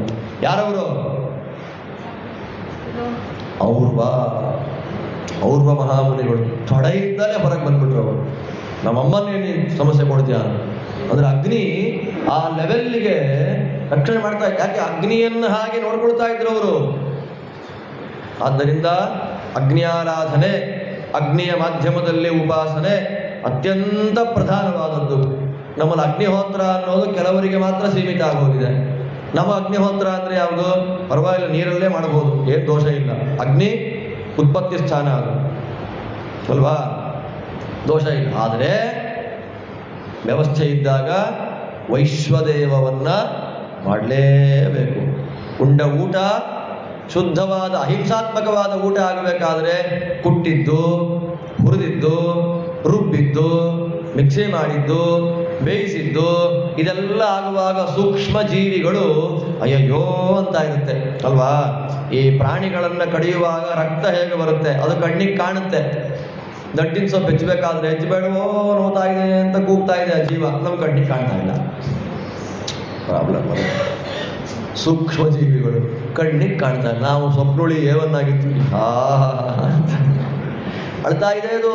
ಒಂದು ಹಣ್ಣು ಹೆಚ್ಚುವಾಗ ನೋಡಪ್ಪ, ನೋಡೆಚ್ಚಯ್ಯ, ಮಾವಿನ ಹಣ್ಣನ್ನ ತೊಟ್ಟನ್ನ ಕಳಚಿ ಕೀಳುವಾಗ ಜಾಗ್ರತೆ, ನೋವಾಗ್ತಾ ಇದೆ. ಜೀವ ಇದೆಯೋ ಇಲ್ವೋ?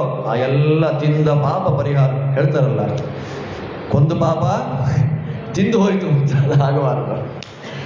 ವೈಶ್ವದೇವವನ್ನು ಮಾಡೋದ್ರಿಂದ ಭರ್ಜನ, ತಾಡನ ಮೊದಲಾದ ಎಲ್ಲ ಪಾಪಗಳು ಪರಿಹಾರ ಆಯಿತು. ಆದ್ದರಿಂದ ಅಗ್ನಿ ಮಾಧ್ಯಮದಲ್ಲಿ ಅಗ್ನಿ ಆರಾಧನೆಯನ್ನು ಮಾಡ್ತಾ ಇದ್ರು. ಯಾರು? ಕಶ್ಯಪರು. ಇವಳು ಸಾಯಂಕಾಲ ಬಂದರು. ಸಾಯಂಕಾಲ ಬಂದಾಗ ಏನಮ್ಮ ಅಗ್ನಿಶಾಲೆಗೆ ಬಂದೆ ಸ್ವಾಮಿ, ಗರ್ಭಾಧಾನ ಮಾಡಬೇಕಲ್ಲ. ತುಂಬ ಸಂತೋಷ, ಒಳ್ಳೆಯ ಅಪೇಕ್ಷೆ ಆಗಲಿ, ಈ ಒಂದು ಮುಹೂರ್ತ ಆಗಿಬಿಡ್ಲಿ, ರಾತ್ರಿ ಹುಟ್ಲಿ. ರಾತ್ರಿ ಗೀತ್ರೆ ಎಲ್ಲ ವೆಯ್ಟ್ ಮಾಡೋಕ್ಕಾಗಲ್ಲ, ನಂಗೆ ಈಗಲೇ ಆಗಲಿ. ಅಮ್ಮ ಬೇಡಮ್ಮ, ಮಹಾರುದ್ರದೇವರು ಭೂತಗಣಗಳ ಜೊತೆಯಲ್ಲಿ ಸಂಚಾರ ಮಾಡುವಂತಹ ಘೋರವಾದ ಕಾಲ. ಸಾಯಂಕಾಲವನ್ನು ನಿರೂಪಣೆ ಮಾಡಬೇಕಾದ್ರೆ ಭಾಗವತ ಇಲ್ಲಿ ಹೇಳಿದ ಮಾತು, ಏಷಾ ಘೋರತಮ ವೇಳ ಘೋರಾಣಾಂ ಘೋರ ದರ್ಶನ. ಏಷ ಈ ಟೈಮ್ ಇದೆಯಲ್ಲ, ಘೋರತಮ ವೇಳ, ಅತ್ಯಂತ ಘೋರವಾದ ಕಾಲ. ಘೋರವಾದ ಸಂಕಲ್ಪಗಳನ್ನು ಮನಸ್ಸಿಗೆ ಕೊಡುವಂತಹ ಕಾಲ. ಮಹಾರುದ್ರದೇವರು ಭೂತಗಣಗಳ ಜೊತೆಯಲ್ಲಿ ಲೋಕ ಸಂಚಾರ ಮಾಡುವ ಕಾಲ. ಮಹಾರುದ್ರದೇವರು ಅಂದ್ರೆ ಜಾಗೃತರಾಗಿರ್ಬೇಕು. ಲೋಕವನ್ನ ತಿದ್ದುವ ದೇವತೆಗಳು ಯಾರು? ಮಹಾರುದ್ರದೇವರು.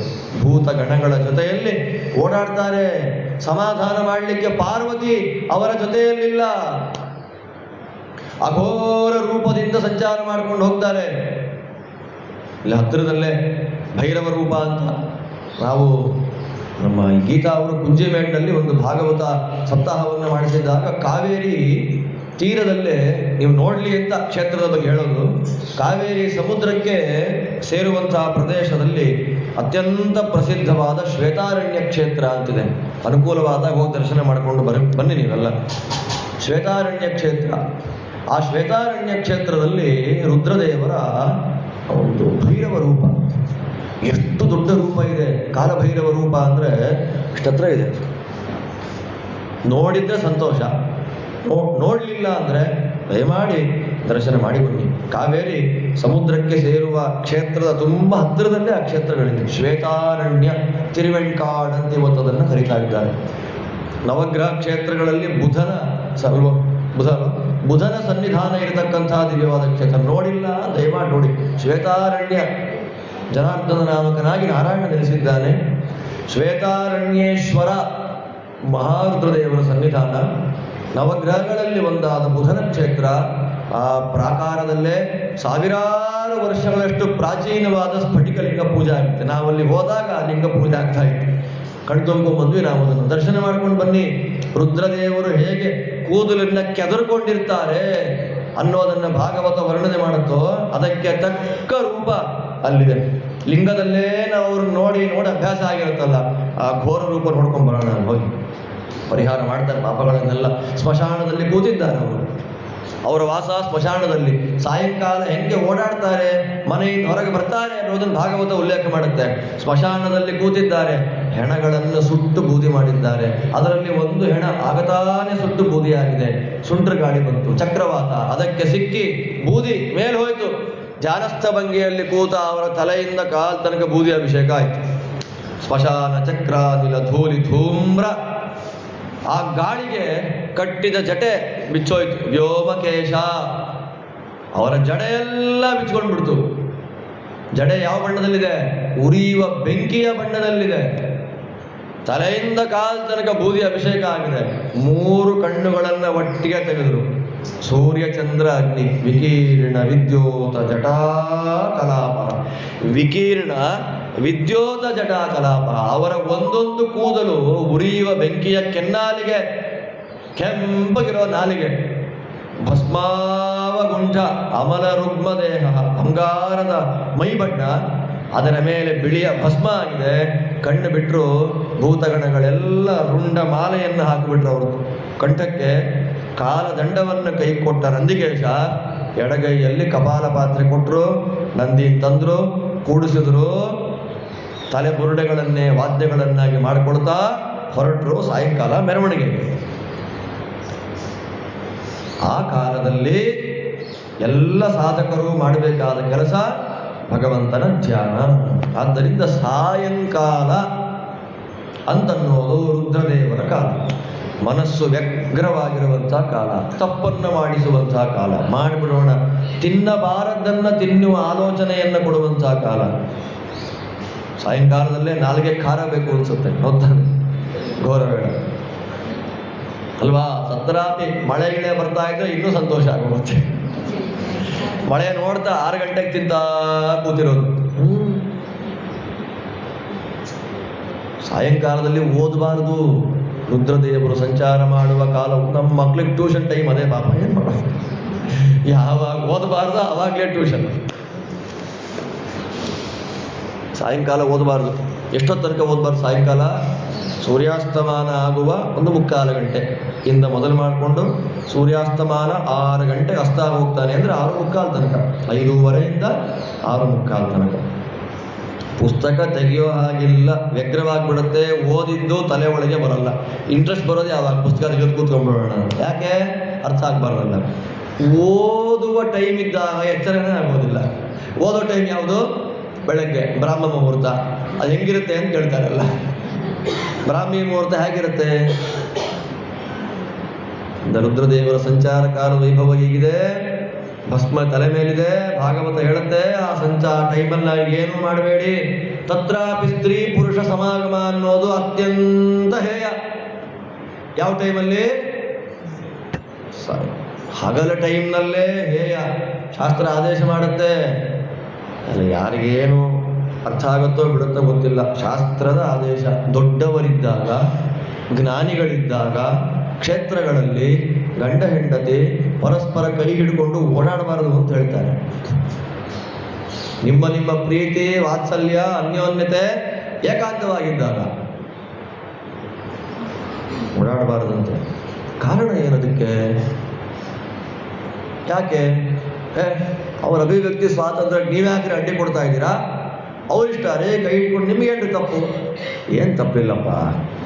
ಶಾಸ್ತ್ರ ಆದೇಶ ಮಾಡುತ್ತೆ. ಭೂತಗಣಗಳು ಸಂಚಾರ ಮಾಡ್ತಾ ಇರ್ತಾರೆ. ಎರಡು ಒಂದೇ ಕಡೆ ಚೆನ್ನಾಗಿರೋದನ್ನ ನೋಡಕ್ಕೆ ಇಷ್ಟಪಡಲ್ಲ ಅವಲ್ಲ. ಬೇರೆ ಇನ್ನೇನಿಲ್ಲ. ನೋಡು, ನಾವು ಸಿಂಗಲ್ ಆಗಿ ಓಡಾಡ್ಕೊಂಡಿದ್ದೇವೆ, ಭೂತ ರಕ್ತ ಗಿಕ್ತ ಎಲ್ಲ ಕುಡ್ಕೊಂಡು ಇಬ್ಬರು ಕೈ ಹಿಡ್ಕೊಂಡು ಓಡಾಡ್ತಾ ಇದ್ದಾರೆ. ನಾಳೆಯಿಂದ ಕೈ ಹಿಡ್ಕೊಳ್ಳೋದೇ ಇರೋ ಹಾಗಾಗ್ಬಿಡ್ಲಿ ಅಂತ ಸುಮ್ಮನೆ ಕಣ್ಣು ಹಾಕ್ಬಿಟ್ರೆ ಸಾಕು. ಚೆನ್ನಾಗಿದ್ದವರು ಮನೆಗೆ ಹೋದ ತಕ್ಷಣ ಗ್ಲಾಸ್ ಎಲ್ಲ ಪುಡಿ ಪುಡಿ ಸಲ್ಲ. ಶಾಸ್ತ್ರ ಆದೇಶ ಮಾಡೋದನ್ನು ನಂಬೋದು ಬಿಡೋದು, ಆಚರಣೆ ಮಾಡೋದು ಬಿಡೋದು, ಅದನ್ನ ಸತ್ಯ ಅಂತ ಒಪ್ಪೋದು ಬಿಡೋದು ಅವರವರ ಮನ. ನೀನು ಹೇಳ್ತಿರೋ ಸುಳ್ಳು ಕಣಯ್ಯ, ಹಾಗೆ ಆಗಪ್ಪ, ನಾನು ಹೇಳ್ತಿರೋದು ಸುಳ್ಳೆ. ಹಾಗೆಲ್ಲ ಏನಿಲ್ಲ, ಏನೂ ಪರವಾಗಿಲ್ಲ. ಶಾಸ್ತ್ರ ಹೇಳಿದೆ, ನಾವು ಹೇಳೋದು.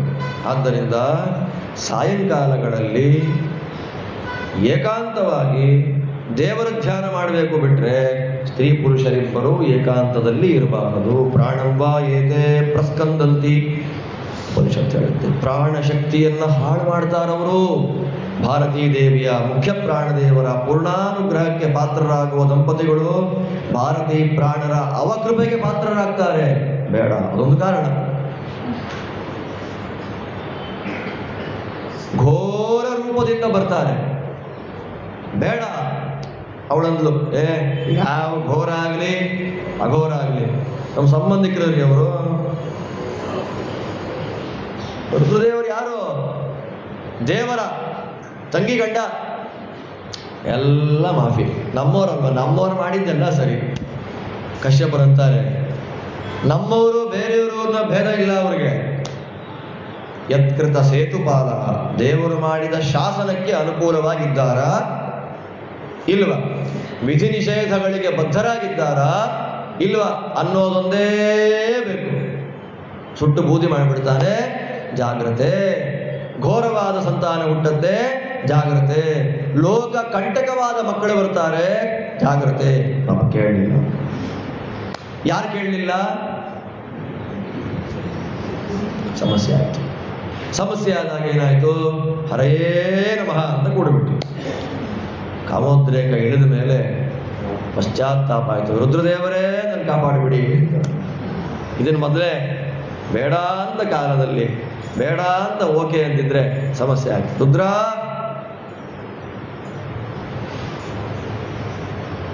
ಸ್ತ್ರೀಣ ದೇವ ಸತೀಪತಿ.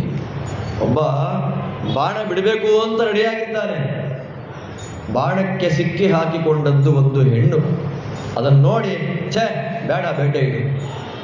ಘೋರನಾದ ಕ್ರೂರನಾದ ಬೇಟೆಗಾರನು ಕರುಣೆ ತೋರುವ ಹೆಣ್ಣಿನ ಮೇಲೆ ನೀನು ಸಿಟ್ಟು ಮಾಡ್ಕೋಬೇಡಪ್ಪ, ಅನುಗ್ರಹ ಮಾಡು ಅಂತ ಪ್ರಾರ್ಥನೆ ಮಾಡಿದ. ಕಶ್ಯಪರಂತಾರೆ, ಸರಿ ಪಶ್ಚಾತ್ತಾಪ ಅನ್ನೋದು ಬಂತಲ್ವಾ ಅಮ್ಮ ನಿನಗೆ? ಮಾಡಿದ ತಪ್ಪಿಗೆ ಪಶ್ಚಾತ್, ಆಮೇಲೆ ತಪ್ತ ತಾಪ ಅನ್ನೋದು ಬಂತಲ್ಲ, ಕೃತ ಶೋಕಾನುತಾಪೇನ. ಕಶ್ಯಪರು ಹೇಳಿದ ಮಾತು, ಕೃತ ಶೋಕ ಮಾಡಿದ ತಪ್ಪಿಗೆ ತಪ್ಪಾಯಿತು, ಅಲ್ಲೇ ನಾವು ಸೋಲೋದು. ಮಾಡಿದ ತಪ್ಪನ್ನ ತಪ್ಪಾಯಿತು ಅಂತ ಒಪ್ಕೊಂಡ್ಬಿಟ್ರೆ ಮುಗಿದಾಯ್ತು ಅಲ್ಲಿಗೆ. ಅದನ್ನೇ ಬೆಳೆಸ್ಕೊಂಡು ಹೋದ್ರೆ ಗುಡ್ಡ ಆಗಿಬಿಡುತ್ತೆ. ಕೃತ ಶೋಕಾನುತಾಪೇನ ಸದ್ಯ ಪ್ರತ್ಯವಮರ್ಶನಾತ್. ಒಂದು ದಿನ ಟೈಮ್ ಕೊಡಲಿಲ್ಲ, ನೆಕ್ಸ್ಟ್ ಸೆಕೆಂಡೇ ಪ್ರಾಯಶ್ಚಿತ್ತ ಮಾಡಿಕೊಂಡೆ. ಕೃತ ಶೋಕಾನುತಾಪೇನ ಸದ್ಯ ಪ್ರತ್ಯವಮರ್ಶನ. ಭಗವತ್ ತಿರುಮಾನಾಚ, ಸರ್ವೋತ್ತಮನ ಮೇಲೆ ಭಕ್ತಿ ಮಾಡಿದೆ. ಭವೇ ರುದ್ರದೇವರ ಸ್ತೋತ್ರ ಮಾಡಿದೆ, ನನಗೆ ನಮಸ್ಕಾರ ಮಾಡಿದೆ. ಈ ಎಲ್ಲ ಕಾರಣಗಳಿಂದ ಪುತ್ರಾಣಾಂಚೈವ ಪುತ್ರಾಣ ಭವಿತೇಕೋ ಸುಸಮ್ಮತಃ. ಮಕ್ಕಳು ದುಷ್ಟರಾಗಿ ಹುಟ್ಟು ಬರ್ತಾರೆ. ಮಕ್ಕಳಿಗೆ ಮಕ್ಕಳಾಗಿ ಒಬ್ಬರು ಬರ್ತಾರಲ್ಲ, ಅವನು ಮಹಾಜ್ಞಾನಿಗಳು ತಲೆ ಮೇಲೆ ಹೊತ್ತು ಕೊಂಡಾಡುವ ಮಹಾನುಭಾವನಾಗಿ ಬರ್ತಾನೆ. ಅವನೇ ಮಹಾತ್ಮ ಮಹಾನುಭಾವ ಎಂಬುದಾಗಿ ಲೋಕಪ್ರಸಿದ್ಧನಾದ. ಯಾರ ಹೆಸರನ್ನ ಹೇಳಿಬಿಟ್ರೆ ಭಾಗವತ ಧರ್ಮಾಚರಣೆ ಮಾಡಬೇಕು ಅನ್ನೋ ಆಸಕ್ತಿ ಬರುತ್ತೋ, ಯಾರ ಸ್ಮರಣೆಯನ್ನು ಮಾಡಿಕೊಂಡ್ರೆ ನರಸಿಂಹ ಬೆನ್ನ ಹಿಂದೆ ನಿಂತು ಕಾಪಾಡ್ತಾನೋ, ಯಾರ ಸ್ಮರಣೆಯಿಂದ ಸಂಸಾರ ತಾಪ ದೂರ ಆಗುತ್ತೋ ಅವನೇ ಶ್ರೀ ಪ್ರಹ್ಲಾದ ಕುಮಾರ, ಮೊಮ್ಮಗನಾಗಿ ಬರ್ತಾನೆ ಅಂತ ಹೇಳಿದ ಮೇಲೆ ಅವಳಿಗೇನಾಯ್ತು? ಸಮಾಧಾನ ಆಯಿತು, ಆದಂತೆ ಆಯಿತು. ಸಮಾಧಾನ ಆಯಿತು ಅಂತ ಹೇಳಿ ಸಮಾಧಾನ ಆದಂತೆ ಆಯಿತು. ಗರ್ಭಧಾರಣೆ ಆಗಿದೆ, 100 ವರ್ಷ ಹಡಿಲಿಲ್ಲ. ಎಲ್ಲ ದುಶ್ಶಕನಗಳು ಬಂದ್ಬಿಡ್ತು, ಅಪಶಕುನ ಮಯ. ಅವಾಗ ಬ್ರಹ್ಮದೇವರಂತಾರೆ, ಏನಿಲ್ಲ ಬಿಟ್ಟು ಬಿಡು ಅಂತ. ಹಡೆದ ಮಕ್ಕಳು ಬೆಳೆದು ಬಿಟ್ರು. ಬೆಳೆದ ಮಕ್ಕಳಿಗೆ ನಾಮಕರಣ ಮಾಡಿದರು. ಹಿರಣ್ಯಾಕ್ಷ, ಹಿರಣ್ಯಕಶಿಪು, ಹಿರಣ್ಯಕಶ್ಯಪ ಅಂತ. ಹಿರಣ್ಯಕಶ್ಯಪ ಅಲ್ಲ, ಹಿರಣ್ಯಕ ಅಥವಾ ಹಿರಣ್ಯಕಶಿಪು. ಬೆಳೆದ್ರೆ ಇವರಿಬ್ಬರಿಗೂ ಮಹಾವೈಭವ. ಶುಕ್ರಾಚಾರ್ಯರ ಮಂತ್ರಬಲ ಅದ್ಭುತವಾಗಿ ಸಿಕ್ಬಿಟ್ಟಿದೆ ಅವರಿಗೆ. ಇವನಿಗೆ ಎಲ್ಲ ಗೆಲ್ಲಬೇಕು ಅಂತ ಆಸೆ. ಯಾರಿಗೆ? ತಮ್ಮನಿಗೆ, ಹಿರಣ್ಯಾಕ್ಷನಿಗೆ. ಊರೆಲ್ಲ ಸಂಚಾರ ಮಾಡ್ಕೊಂಡು ಹೋದ. ಬಲಶಾಲಿ ಯಾರು, ಬಲಶಾಲಿ ಯಾರು ಅಂತ ಸಮುದ್ರ ಸತ್ರಕ್ಕೆ ಬಂದ. ವರುಣದೇವರು ಕೇಳಿದ್ರು, ನನಗೆ ವಯಸ್ಸಾಗೋಯ್ತಪ್ಪ, ನನಗಾಗಲ್ಲ. ನಾರಾಯಣನ ಹತ್ರ ಹೋದ್ರೆ ನಿನಗೆ ಪ್ರತಿಸ್ಪರ್ಧಿಯಾಗಿ ಸಿಗ್ತಾನವನು. ಹಾಗೆ ಆಗಲಿ, ಎಲ್ಲಿ ಸಿಗ್ತಾನೆ ನಾರಾಯಣ? ಹುಡ್ಕೊಂಡು ಹೋಗು ಅಂತ. ಹುಡ್ಕೊಂಡು ಹೋಗುವಾಗ ಮಧ್ಯೆ ಯಾರು ಬಂದರು? ನಾರದರು ಬಂದರು. ಸ್ವಾಮಿ ನೋಡಿ, ನಾರದರಿಗೆ ಎಲ್ಲರೂ ನಮಸ್ಕಾರ ಮಾಡ್ತಾರೆ. ನಾರದರ ವೈಭವ ಅಂದ್ರೆ ನಾರದರು ಬಂದ್ರೆ ಯಾರು ಬೇರೆಯವರು ಅಂತ ನೋಡೋದೇ ಇಲ್ಲ, ನಮ್ಮವರೇ. ರಾಕ್ಷಸರ ಹತ್ರ ಹೋಗಿ, ಕಂಸನ ಹತ್ರನೂ ಮರ್ಯಾದೆ, ವಸುದೇವನ ಹತ್ರನೂ ಮರ್ಯಾದೆ, ಹಿರಣ್ಯಾಕ್ಷ ಹಿರಣ್ಯಕಶಿಪುಗಳ ಹತ್ರನೂ ಮರ್ಯಾದೆ, ಇಂದ್ರಾದಿ ದೇವತೆಗಳ ಹತ್ರನೂ ಮರ್ಯಾದೆ. ನೋಡಿ ಆ ಜೀವ ಎಷ್ಟು ದೊಡ್ಡದು ಅಂದ್ರೆ ಅವ್ರಿಗೆ ಗೊತ್ತು, ಅವರಿಗೆ ಅಂತ ಅವ್ರು ಏನೂ ಮಾಡಿಕೊಳ್ಳೋದಿಲ್ಲ. ಸಮಾಜಕ್ಕೆ, ಲೋಕ ಕಲ್ಯಾಣಕ್ಕೆ ಅರ್ಪಿತವಾದ ಮಹಾಚೇತನ ನಾರದ ಮಹಾಮುನಿಗಳು. ಅವ್ರ ಹೆಸರು ಹೇಳಲಿಕ್ಕೂ ಪುಣ್ಯ ಮಾಡಿರ್ಬೇಕು ನಾವು ಬಾಯಲ್ಲಿ. ಬಂದರು, ಸ್ವಾಮಿ ನಾ ಯಾರೋ ವಿಷ್ಣು ನೋಡ್ಬೇಕಲ್ಲ ಅಂದ್ರು. ಹಂಗೆಲ್ಲ ನೋಡೋಕ್ಕಾಗಲ್ಲಪ್ಪ, ವಿಷ್ಣು ನೋಡ್ಬೇಕಲ್ಲ ಅಂತಂದ್ರೆ ಎಲ್ಲಿಂದ ತರೋದು ನೋಡಕ್ಕೆ ಅವನ್ನ? ಮತ್ತೇನು ಮಾಡಲಿ? ವಿಷ್ಣುವಿಗೆ ಪ್ರೀತಿಯಾಗುವಂತಹ ಕೆಲಸ ಭೂಮಿ ಜಾಗ ಆಗತ್ತಲ್ಲ, ಅದನ್ನ ಇಲ್ಲದೆ ಇರುವಂತೆ ಮಾಡಿಬಿಡು, ಆಗೋಗತ್ತೆ. ಅವಾಗ ಏನು ಮಾಡಿದ? ಭೂಮಿಯನ್ನ, ಭೂಮಿಗೆ ಅಭಿಮಾನಿನಿಯಾದ ದೇವಿ ಧರಾದೇವಿಯನ್ನ ತಗೊಂಡು ರಸಾತಳಕ್ಕೆ ಹೋಗಿ ಕೂತ್ಕೊಂಡ್ಬಿಟ್ಟ. ಇಲ್ಲಿ ಸಾಧನೆ ಇಲ್ಲ, ಯಾವುದೂ ಇಲ್ಲ, ಸೃಷ್ಟಿಗೆ ಅವಕಾಶವೇ ಇಲ್ಲ. ಆಗ ಸ್ವಯಂಭೂ ಮನುಮಹಾರಾಜರು ಚತುರ್ಮುಖ ಬ್ರಹ್ಮದೇವರನ್ನ ಪ್ರಾರ್ಥನೆ ಮಾಡಿದಾಗ ಬ್ರಹ್ಮದೇವರು ಕೈ ಮುಗಿದು, ದೇವರೇ ನನಗೆ ನೀನು ಸೃಷ್ಟಿ ಮಾಡು ಅಂತ ಆದೇಶ ಮಾಡಿದೆ, ನಾನು ಸೃಷ್ಟಿ ಮಾಡಿದೆ, ನಿನ್ನ ಆಜ್ಞೆಯಂತೆ ನಾನು ಸೃಷ್ಟಿ ಮಾಡಿದ ಭೂಮಿ ಬಿತ್ತೋಯ್ತು. ನನ್ನ ಕೆಲಸ ಸೃಷ್ಟಿ ಮಾಡೋದಷ್ಟೇ, ಅದನ್ನು ಮೇಂಟೈನ್ ಮಾಡೋ ಜವಾಬ್ದಾರಿ ಯಾರದ್ದು? ನಿಂದೇ. ನಾನೇನು ಮಾಡಲಿ?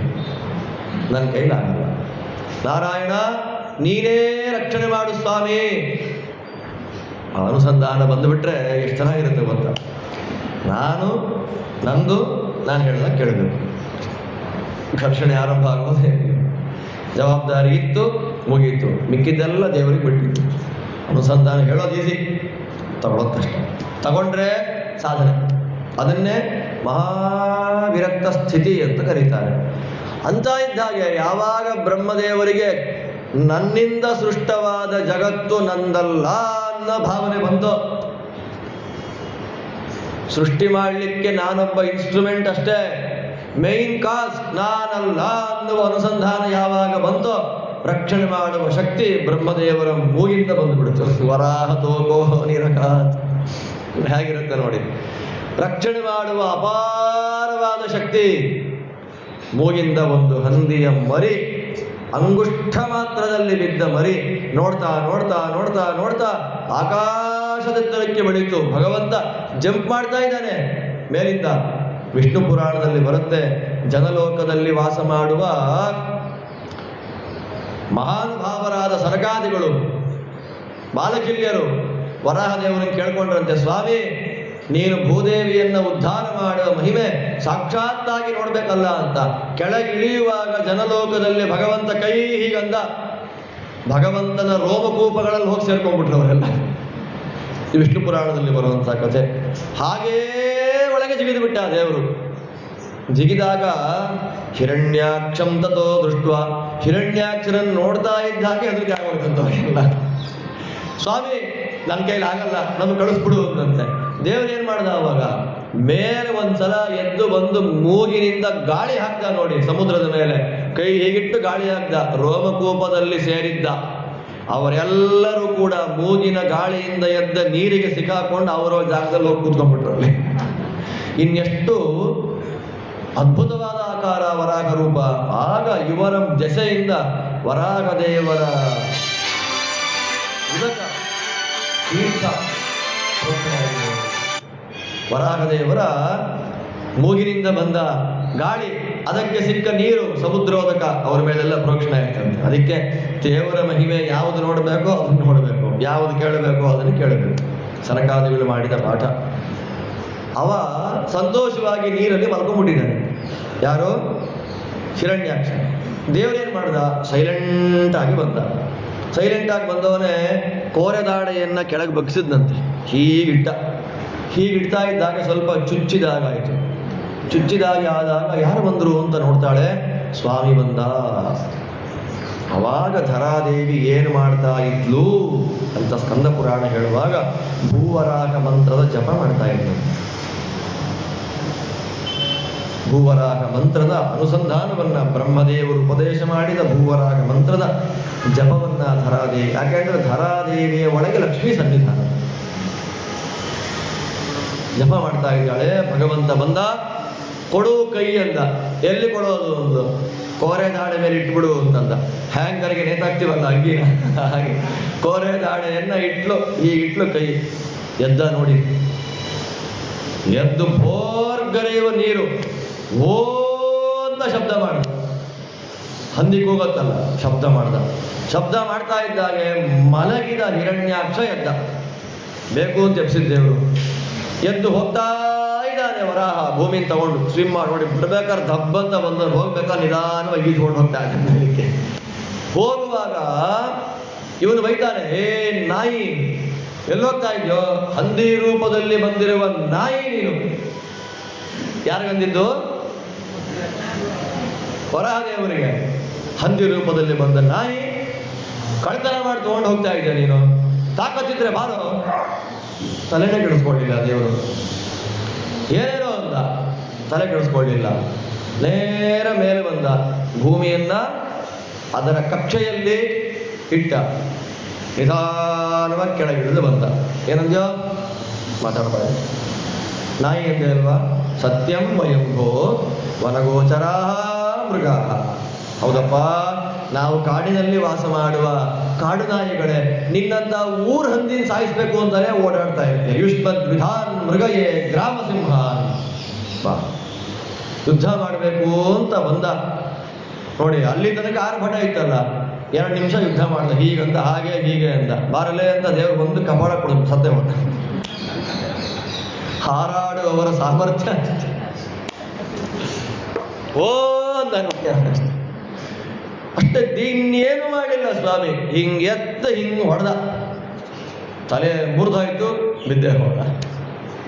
ಇಷ್ಟಕ್ಕಷ್ಟು ಹಾರಾಟ. ಹೌದಾನೆ? ದೇವರ ಮುಂದೆ ನಾವು ಯಾರ್ರಿ? ಏನೇನಿಲ್ಲ. ಅಹಂಕಾರ ಬಿಟ್ಟು ದೂರ ಓಡ್ತಾ ಇರ್ಬೇಕು. ಅಹಂಕಾರಕ್ಕೆ ನಮ್ಮಲ್ಲಿ ಎಳ್ಳಷ್ಟು ಅಹಂಕಾರಕ್ಕೆ ಆಸ್ಪದ ಇರಬಾರ್ದು. ಹಾಗೆ ಭೂಮಿಯನ್ನ ಮೇಲೆ ತರುವಾಗ ಭಗವಂತ ಧರಾದೇವಿಗೆ ಇಬ್ಬರು ಮಕ್ಕಳನ್ನು ಕೊಟ್ಟಿದ್ದಾನೆ. ಒಬ್ಬ ನರಕಾಸುರ, ಇನ್ನೊಬ್ಬ ವಾಸ್ತು. ಆ ವಾಸ್ತು ಪ್ರತಿಯೊಬ್ಬರ ಮನೆಯಲ್ಲಿರ್ತಾನೆ. ಆ ವಾಸ್ತುವನ್ನ ದೇವತೆಗಳು ಇಟ್ಕೊಂಡಿದ್ರು ಮನೆಯಲ್ಲಿ. ವರಾಹದೇವ್ರ ಮಗ, ನಾವೇ ಸಾಕೊಂಬೋಣ ಅಂತ. ಅವನೇನ್ ಮಾಡ್ದ, ಇಷ್ಟುದ್ದ ಬೆಳೆಯೋಕೆ ಶುರು ಮಾಡಿಬಿಟ್ಟ. ಬ್ರಹ್ಮದೇವ್ರನ್ನ ಕೇಳಿದಾಗ ನೆಲದ ಮೇಲೆ ಬಿಸಾಕ್ಬಿಡಿ ಅವನ್ನ ಅಂತಂದ್ರು. ಬಿಸಾಕ್ಬಿಟ್ರು. ಬಿದ್ರು ಎದ್ದು ಬಂದ ಮೇಲೆ ಅವಾಗ ಏನ್ ಮಾಡಿದ್ರು, ಬೆನ್ನು ಮೇಲೆ ಮಾಡಿ ಕೆಳಗೆ ಹಾಕ್ಬಿಡಿ ಅವನ್ನ. ಬೆನ್ನು ಮೇಲೆ ಮಾಡಿಕೊಂಡು ಕೆಳಗೆ ಬಿದ್ದ. ಮತ್ತೆ ಹೇಳಲಿಕ್ಕೆ ಶುರು ಮಾಡ್ದ. 60 ದೇವತೆಗಳು ಕೂತ್ಕೊಂಡ್ರು ಅವನ ಮೇಲೆ. ಆ 60 ದೇವತೆಗಳಲ್ಲಿ ಮಧ್ಯ 4 ಚೌಕದಲ್ಲಿ ಕೂತವರೇ ಜೀವೋತ್ತಮರಾದ ಚತುರ್ಮುಖ ಬ್ರಹ್ಮದೇವರು. ಅವತ್ತಿನಿಂದ ಬ್ರಹ್ಮದೇವರಿಗೆ ಒಂದು ಹೆಸರಾಯಿತು, ವಾಸ್ತೋಷ್ಪತಿ. ವಾಸ್ತುವಿನ ಪತಿ. ವಾಸ್ತೋಷ್ಪತೆ ಪ್ರತಿಜಾನಿ ಯಸ್ಮಾನ್ ಸ್ವಾವೇಶೋ ಆನಮೀವೋ ಭಾವನಃ ಅಂತ. ವಾಸ್ತೋಷ್ಪತಿ ಅಂದ್ರೆ ಈ ವಾಸ್ತುವಿನ ಪೂಜೆ ಇಲ್ಲ, ವಾಸ್ತುವಿನ ಮೇಲೆ ಇರುವ ಚತುರ್ಮುಖ ಬ್ರಹ್ಮದೇವರು, ಅವರ ಅಧೀನದಲ್ಲಿರುವ 60 ಹಾರಿಂ ಹರಿಂ ಗಭೀರಂಚ ಗಾಹನಂ ಗಹನಂ 60 ದೇವತೆಗಳು ಯಾರು ಅಂತ ಹೇಳಿ ತಂತ್ರಸಾರ ಸಂಗ್ರಹದಲ್ಲಿ ಆಚಾರ್ಯರು ಹೇಳ್ತಾರೆ. ಒಬ್ಬ ವಾಸ್ತು, ಇನ್ನೊಬ್ಬ ಯಾರು, ನರಕ. ನರಕಾಸುರನ ಕಥೆ ಎಲ್ಲಿ ಬರುತ್ತೆ? ದಶಮ ಸ್ಕಂಧದಲ್ಲಿ. ದೀಪಾವಳಿ ಹಬ್ಬ, ಪಟಾಕಿ ಹೊಡೆಯೋ ಹಬ್ಬ, ಅದನ್ನ ಆಮೇಲೆ ಹೇಳ್ತಾರೆ. ಮುಂದಕ್ಕೆ ಬರುತ್ತೆ. ಬರ್ಬೇಕಾ? ಬರಬೇಕು. ದಶಮ ಸ್ಕಂದಕ್ಕೆ ಟಚ್ ಮಾಡಲೇಬೇಕು. ಆದ್ದರಿಂದ ವರಾಹದೇವರು ಭೂಮಿಯನ್ನ ತಂದಿಟ್ಟು ರಕ್ಕಸನನ್ನ ವಧೆ ಮಾಡಿ ಮೇಲೆ ಬಂದಾಗ ಸಾಧನೆಗೆ ಬೇಕಾದ ಎಲ್ಲ ಹೊರಟೋಗಿತ್ತಲ್ಲ. ಅವರ ದೇಹದ ಅವಯವಗಳಿಂದಲೇ ಯಜ್ಞಕ್ಕೆ ಬೇಕಾದ ಎಲ್ಲ ಪದಾರ್ಥಗಳನ್ನೂ ಸೃಷ್ಟಿ ಮಾಡಿದರು. ದರ್ಭೆಯನ್ನ ಚಪ್ಪಲಿ ಹಾಕೊಂಡು ಮುಟ್ಟಬೇಡಿ, ಎಳ್ಳನ್ನು ಅಂಗಡಿಗೆ ಹೋಗಿ ಚಪ್ಪಲಿ ಹಾಕೊಂಡು ತರಬೇಡಿ. ಅದಕ್ಕೆ ವರಾಹದೇವರ ಮೈಯಿತ್ತಿಲ ಕೃಷ್ಣಾಸ್ತಿಲ ಶ್ವೇತಾಸ್ತಿಲ ಸೌಮ್ಯ ವಶಾನುಗ ತಿಲ ಪುನಂತು ಮೇ ಪಾಪಂ ಯತ್ಕಿಂಚ ದುರಿತಂ ಮಯಿ ಚೋರಸ್ಯಾನ್ನಂ ನವಶ್ರಾಧ್ಯಂ ಬ್ರಹ್ಮ ಗುರುತಲ್ಪಕ ಗೋಸ್ತೆ ಗುಂಸುರಾಪಾನಂ ಭ್ರೂಣಹತ್ಯಾತಿಲ ಶಾಂತಿಗುಂ ಶಮಯಂತು ಸ್ವಾಹ ಶ್ರೀಶ್ಚ ಲಕ್ಷ್ಮೀಶ್ಚ ಪುಷ್ಟಿಶ್ಚ ಕೀರ್ತಿಂಚ ನೃಣ್ಯತಾಂ ಬ್ರಹ್ಮಣ್ಯಂ ಬಹುಪುತ್ರತ ಪ್ರಜಾ ಮೇಧೆ ಶ್ರದ್ಧಾ ಸಂದದಾತು. ತಿಲಮಂತ್ರಗಳು. ಒಂದು ಎಳ್ಳು ಮುಟ್ಟೋದರಿಂದ ನಮ್ಮನ್ನು ಎಷ್ಟು ಉದ್ಧಾರ ಮಾಡುತ್ತೆ ಅನ್ನೋದಕ್ಕೆ ಒಂದು ಸೂಕ್ತ ಯಜುರ್ವೇದದಲ್ಲಿ. ಒಂದು ಎಳ್ಳು ನಮ್ಮನ್ನು ಉದ್ಧಾರ ಮಾಡ, ಜಡವಾದ ಎಳ್ಳೇ ಉದ್ಧಾರ ಮಾಡಬೇಕಾದ್ರೆ ಆ ಎಳ್ಳನ್ನ ಸೃಷ್ಟಿ ಮಾಡಿದ ಎಳ್ಳು ಉಂಡೆ, ನೀಲಿ ಬಣ್ಣದ ಎಳ್ಳುಂಡೆ. ವರಾಹದೇವರು ನಮ್ಮನ್ನು ಇನ್ಯಾಯ ಉದ್ಧಾರ ಮಾಡಬೇಡ ಸ್ವಾಮಿ. ಆದ್ದರಿಂದ 3 ಥರ ಎಳ್ಳಿದೆ. ತಿಲಾ ಕೃಷ್ಣ, ಒಂದು ಬ್ರೌನ್ ಕಲರಲ್ಲಿ ಬರತಕ್ಕಂತಹ ಎಳ್ಳು, ಇನ್ನೊಂದು ಬಿಳಿಯಾದ ಎಳ್ಳು, ಇನ್ನೊಂದು ಕಪ್ಪೆಳ್ಳು. ನಾವು ಕಪ್ಪು ಬ್ರೌನು ಮಿಕ್ಸ್ ಮಾಡ್ಕೊಂಡ್ಬಿಟ್ರೆ ಬಿದ್ದೋದ್ವಿ ಅಂತಷ್ಟೇ ಅರ್ಥ. ತಿಲಾ ಕೃಷ್ಣ, ಕೃಷ್ಣ ತಿಲ, ಕಪ್ಪೆಳ್ಳನ್ನ ಏನಕ್ಕೆ ಉಪಯೋಗ ಮಾಡ್ತೀವಿ? ಬ್ರೌನ್ ಎಳ್ಳನ್ನ ಏನಕ್ಕೆ ಉಪಯೋಗ ಮಾಡ್ತೇವೆ? ಚಿಗಳಿ ಗೊತ್ತಾಗೋದವಾಗ. ಬಿಳಿ ಎಳ್ಳನ್ನು ಏನಕ್ಕೆ ಉಪಯೋಗ ಮಾಡ್ತೀವಿ? ಎಳ್ಳು ಬೆಲ್ಲ. ಬಿಳಿ ಎಳ್ಳುಂಡೆ ಮಾಡ್ತಾರೆ, ಚೆನ್ನಾಗಿರುತ್ತೆ. ಕಪ್ಪೆಳ್ಳನ್ನ ಪಿತೃಮೇಧಕ್ಕೆ ಮಾತಿಲಾನ್ವಿಕೀರ್ಯ. ಕಪ್ಪು ಎಳ್ಳುಗಳನ್ನ ನಾವು ಎಷ್ಟು ನೆಲದ ಮೇಲೆ ಹಾಕ್ತೇವೋ ಪಿತೃದೇವತೆಗಳು ನಡ್ಕೊಂಡು ಬರಲಿಕ್ಕೆ ಹೂವಿನ ಹಾಸಿಗೆ ಇರ್ತವೆ. ತಿಲಾನ್ವಿಕೀರ್ಯ. ನಾವೇನ್ ಮಾಡ್ತೀವಿ? ನಾವು ಅಧಿಕಾರಿಗಳು, ತರ್ಕ ಕೊಡೋ ಅಧಿಕಾರಿಗಳು ಒಂದಿಷ್ಟೇಷ್ಟು ಎಳ್ಳಿರುತ್ತೆ ಬಟ್ಟೊಳಗೆ, ಹೀಗೆ ಅದ್ದುಕೊಂಡು 250 ಜನಕ್ಕೆ ಅದರಲ್ಲೇ ಅದು ಬೀಳೋದೇ ಇಲ್ಲ. ಉಂಡೆ ನೋಡಿ ಅಂಟುಕೊಂಡೇ ಕೂತಿರುತ್ತದು, ಅದರಲ್ಲೇ ಕೊಡ್ತಾ ಇರ್ತಾರೆ. ಆಚೆಗೆ ನಿರ್ಮಾಲ್ಯನೂ ಖಾಲಿ ಆಗಲ್ಲ, ಈಚೆಗೆ ಎಳ್ಳು ಮುಗಿಯಲ್ಲ, ತರ್ಪಣನೇ ಆಗೋಗಿದೆ. ಎಳ್ಳನ್ನ ಮುಟ್ಟಿ ಮುಟ್ಟಿ ಮುಟ್ಟಿ ಪಿತೃನ್ ತರ್ಪಯಾಮಿ ಪ್ರಪಿತಾಮಹಂ ತರ್ಪಯಾಮಿ. ಪ್ರಪಿತಾಮಹ ಎಷ್ಟು ಚೆನ್ನಾಗಿದೆ ಗೊತ್ತಾ? ಎಳ್ಳನ್ನು ಕೊಡಬೇಕು. ಎಳ್ಳು ಪಿತೃದೇವತೆಗಳಿಗೆ ಹೂವಿನ ಹಾಸಿಗೆ. ತಿಲಾನ್ವಿಕೀರ್ಯ. ನಾವೆಷ್ಟು ಕಪ್ಪೆಳ್ಳನ್ನು ಹಿಡಿತೇವೋ ಅಷ್ಟು ಪಿತೃಪ್ರೀತಿ ಆಗುತ್ತೆ. ಆದರೆ ಕಪ್ಪೆಳ್ಳಿನ ಸಂಗ್ರಹ ಜಾಸ್ತಿ ಇರಬಾರದು ಮನೆ. ಸ್ವಲ್ಪ ಶಾಸ್ತ್ರ, ಇದು ಧರ್ಮಶಾಸ್ತ್ರ. ನಿತ್ಯ ತರ್ಪಣ ಕೊಡ್ತಾರೆ.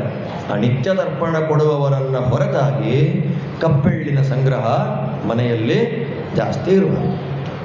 ಕಾರಣ ಅದು ಪಿತೃಮೇಧ ಅಂತ ಆಗಬೇಕು. ಬಿಳಿ ಎಳ್ಳು ಮನೆಯಲ್ಲಿದ್ದರೆ ಬಹಳ ವೈಭವ. ಇದೆಲ್ಲ ಧರ್ಮಶಾಸ್ತ್ರೀಯ ವಿಚಾರ ಆಗೋಗುತ್ತೆ.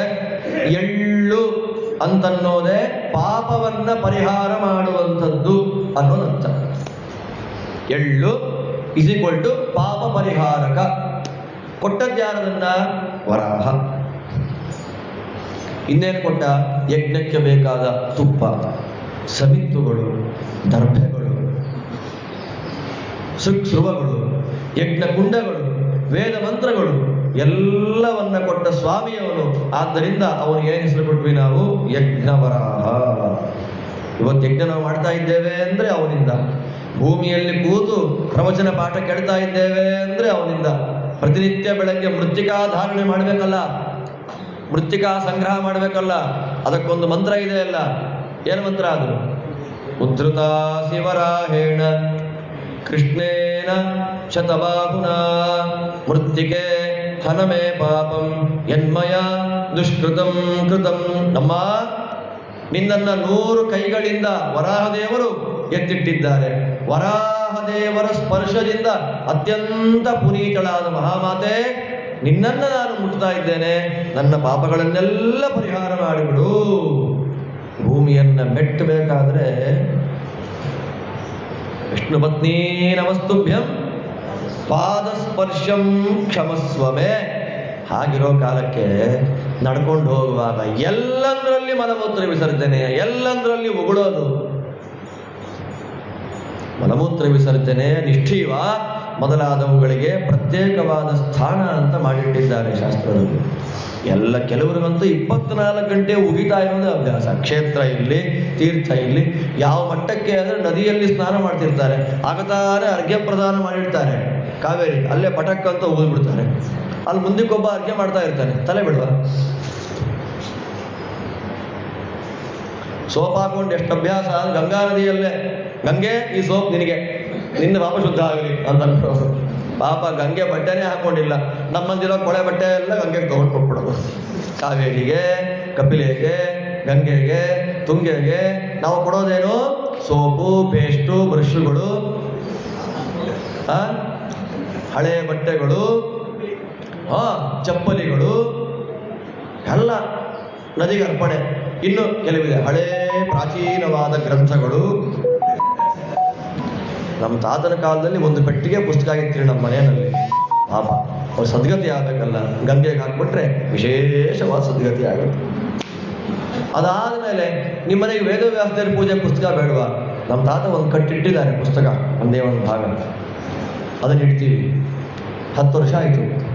ಯಾರೋ ಪಂಡಿತರು ಮನೆಗೆ ಬಂದರು, ಆಚಾರ್ಯ ನಮ್ಮಲ್ಲಿ ನಮ್ಮ ತಾತನ ಕಾಲದಿಂದ ಪೂಜೆ ಮಾಡ್ಕೊಂಡು ಬಂದ ಒಂದು ಸರ್ವಮೂಲ ಗ್ರಂಥ ಇಟ್ಕೊಂಡಿದ್ದೀವಿ, ತೆಗೆದು ನೋಡ್ತೀರಾ ಅದರಲ್ಲಿ? ತುಂಬ ಸಂತೋಷ ಅಪ್ಪ ಅಂತ ಆಚಾರ್ಯ ತೆಗೆದು ನೋಡಿದ್ರು. ತಾತ ಬರೆದಿಟ್ಟಿದ್ದ, ನಮ್ಮ ಮುತ್ತಾತನ ವೈಕುಂಠ ಸಮಾರಾಧನೆ ಖರ್ಚಿನ ಬಾಬ್ತು. ಇವನ್ ತೆಗೆದೇ ಇಲ್ಲ ಅದನ್ನ. ಯಾವ ಆಚಾರ್ಯರು ಬಂದಿದ್ರು, ಪುರೋಹಿತರು ಯಾರು, ಎಳ್ಳೆಷ್ಟು, ಭಕ್ಷ್ಯ ಏನು ಮಾಡಿದ್ವಿ, ಡೈರಿ ಅದನ್ನ ಸರ್ವಮೂಲ ಗ್ರಂಥ ಅಂತ ಪೂಜೆ ಮಾಡಿದ್ದೆ 15 ವರ್ಷ. ನಿಜವಾದ ಸರ್ವಮೂಲನ ಗಂಗಾರ್ಪಣಂ ಅಂತ ಬಿಟ್ಟಿದ್ದು. ಆದ ಹಸ್ತಪ್ರತಿಗಳ ಸಂಶೋಧನೆಗೆ ಅಂತ ಹೊರಟವರಿಗೆ ಸಿಗುವಂತಹ ಮೊದಲೇ ಇದೇ ಇದು. ಎಷ್ಟು ನೋಡಿದೀವಿ ಗೊತ್ತಾ? ವೈಕುಂಠ ಸಮಾರಾಧನೆ ಖರ್ಚು ಬರೆದಿರ್ತಾರೆ. ಸೂಲಗಿತ್ತೀರು ಯಾರು ಅಂತ ಬರೆದಿರ್ತಾರೆ ಅದರಲ್ಲಿ, ಅದು ನೋಡ್ಬಿಟ್ಟಿದ್ದೀವಿ ಅದರಲ್ಲಿ. ನಮ್ಮ ಮನೆತನದ ಸೂಲಗಿತ್ತಿಯರು, ನಮ್ಮ ಮುತ್ತಜ್ಜಿ ಗರಿಗೆ ಮಾಡಿಸಿದವರು, ಮದುವೆ ಮಾಡಿಸಿದ ಪುರೋಹಿತರು, ಇವರು ಇಷ್ಟುದ್ದ ಇಷ್ಟು ಅದಕ್ಕೆ ಪೂಜೆ ಮಾಡ್ತಾರೆ. ಯಾವ ಮಟ್ಟದ ಅಜ್ಞಾನ, ತೆಗೆದು ನೋಡಬೇಕು ಅನ್ನೋ ಜ್ಞಾನ ಇಲ್ಲ. ಅದು ಏನಿದೆ ಅಂತ ಗೊತ್ತಿಲ್ಲ. ಕಥೆ ನಮ್ಮದೆಲ್ಲ ಹೀಗೆ. ಅದರಲ್ಲಿ ವೇದವ್ಯಾಸ ದೇವರು ಕರೆದು ಬಿಟ್ಟರೆ ಯಾವ ವೇದವ್ಯಾಸ, ಯಾವ ಸರಸ್ವತಿ. ಆದ್ದರಿಂದ ವರಾಹದೇವರು ಪರಮಾದ್ಭುತವಾಗಿ ನಮಗೆ ಯಜ್ಞಕ್ಕೆ ಉಪಯೋಗವಾದ ಸಕಲ ಪದಾರ್ಥಗಳನ್ನು ಕೊಟ್ಟು ಯಜ್ಞವರಾಹನಾಗಿ ನಿಂತಿದ್ದಾನೆ. ಅಂಥ ಭೂವರಾಹನನ್ನ ಜಿತಂತೆ ಜಿತ ಯಜ್ಞ ಭಾವನ ಅಂತ ಸಕಲ ದೇವಾನುದೇವತೆಗಳು ಭಕ್ತಿಯಿಂದ ಸ್ತೋತ್ರ ಮಾಡಿದ್ದಾರೆ. ಆ ಸ್ತೋತ್ರಕ್ಕೆ ಒಲಿದ ಸ್ವಾಮಿ ಏನು ಮಾಡ್ದ? ಯಾವ ಕ್ಷೇತ್ರದಲ್ಲಿ ನಿಂತುಕೊಂಡ? ಆ ನಿಂತ ಕ್ಷೇತ್ರಗಳಲ್ಲಿರುವಂತಹ ವರಾಹದೇವರ ವೈಭವಗಳೇನು? ವರಾಹದೇವರ ಮಂತ್ರ ಸ್ತೋತ್ರಗಳ ಪಾರಾಯಣದಿಂದ ಬರುವಂತಹ ಪುಣ್ಯರಾಶಿ ಅಂತಂದು ಅನ್ನುವ ಎಲ್ಲ ವಿಶೇಷ ವಿಷಯಗಳನ್ನು ಮತ್ತೆ ನಾಳೆ ಅನುಸಂಧಾನ ಮಾಡೋಣ ಅಂತ ಹೇಳ್ತಾ ವರಾಹದೇವರನ್ನು ನಾವು ಪೀಠದ ಮೇಲೆ ಕೂಡಿಸಿ ಪುಷ್ಪವೃಷ್ಟಿಯನ್ನು ಮಾಡಿಸಿ ದೇವತೆಗಳಿಂದ ಸ್ತೋತ್ರ ಮಾಡಿಸ್ತಾ ಇದ್ದೇವೆ. ನಾಳೆ ವರಾಹದೇವರ ಆಶೀರ್ವಚನ. ಶ್ರೀಕೃಷ್ಣ ಅರ್ಪಣಮಸ್ತು.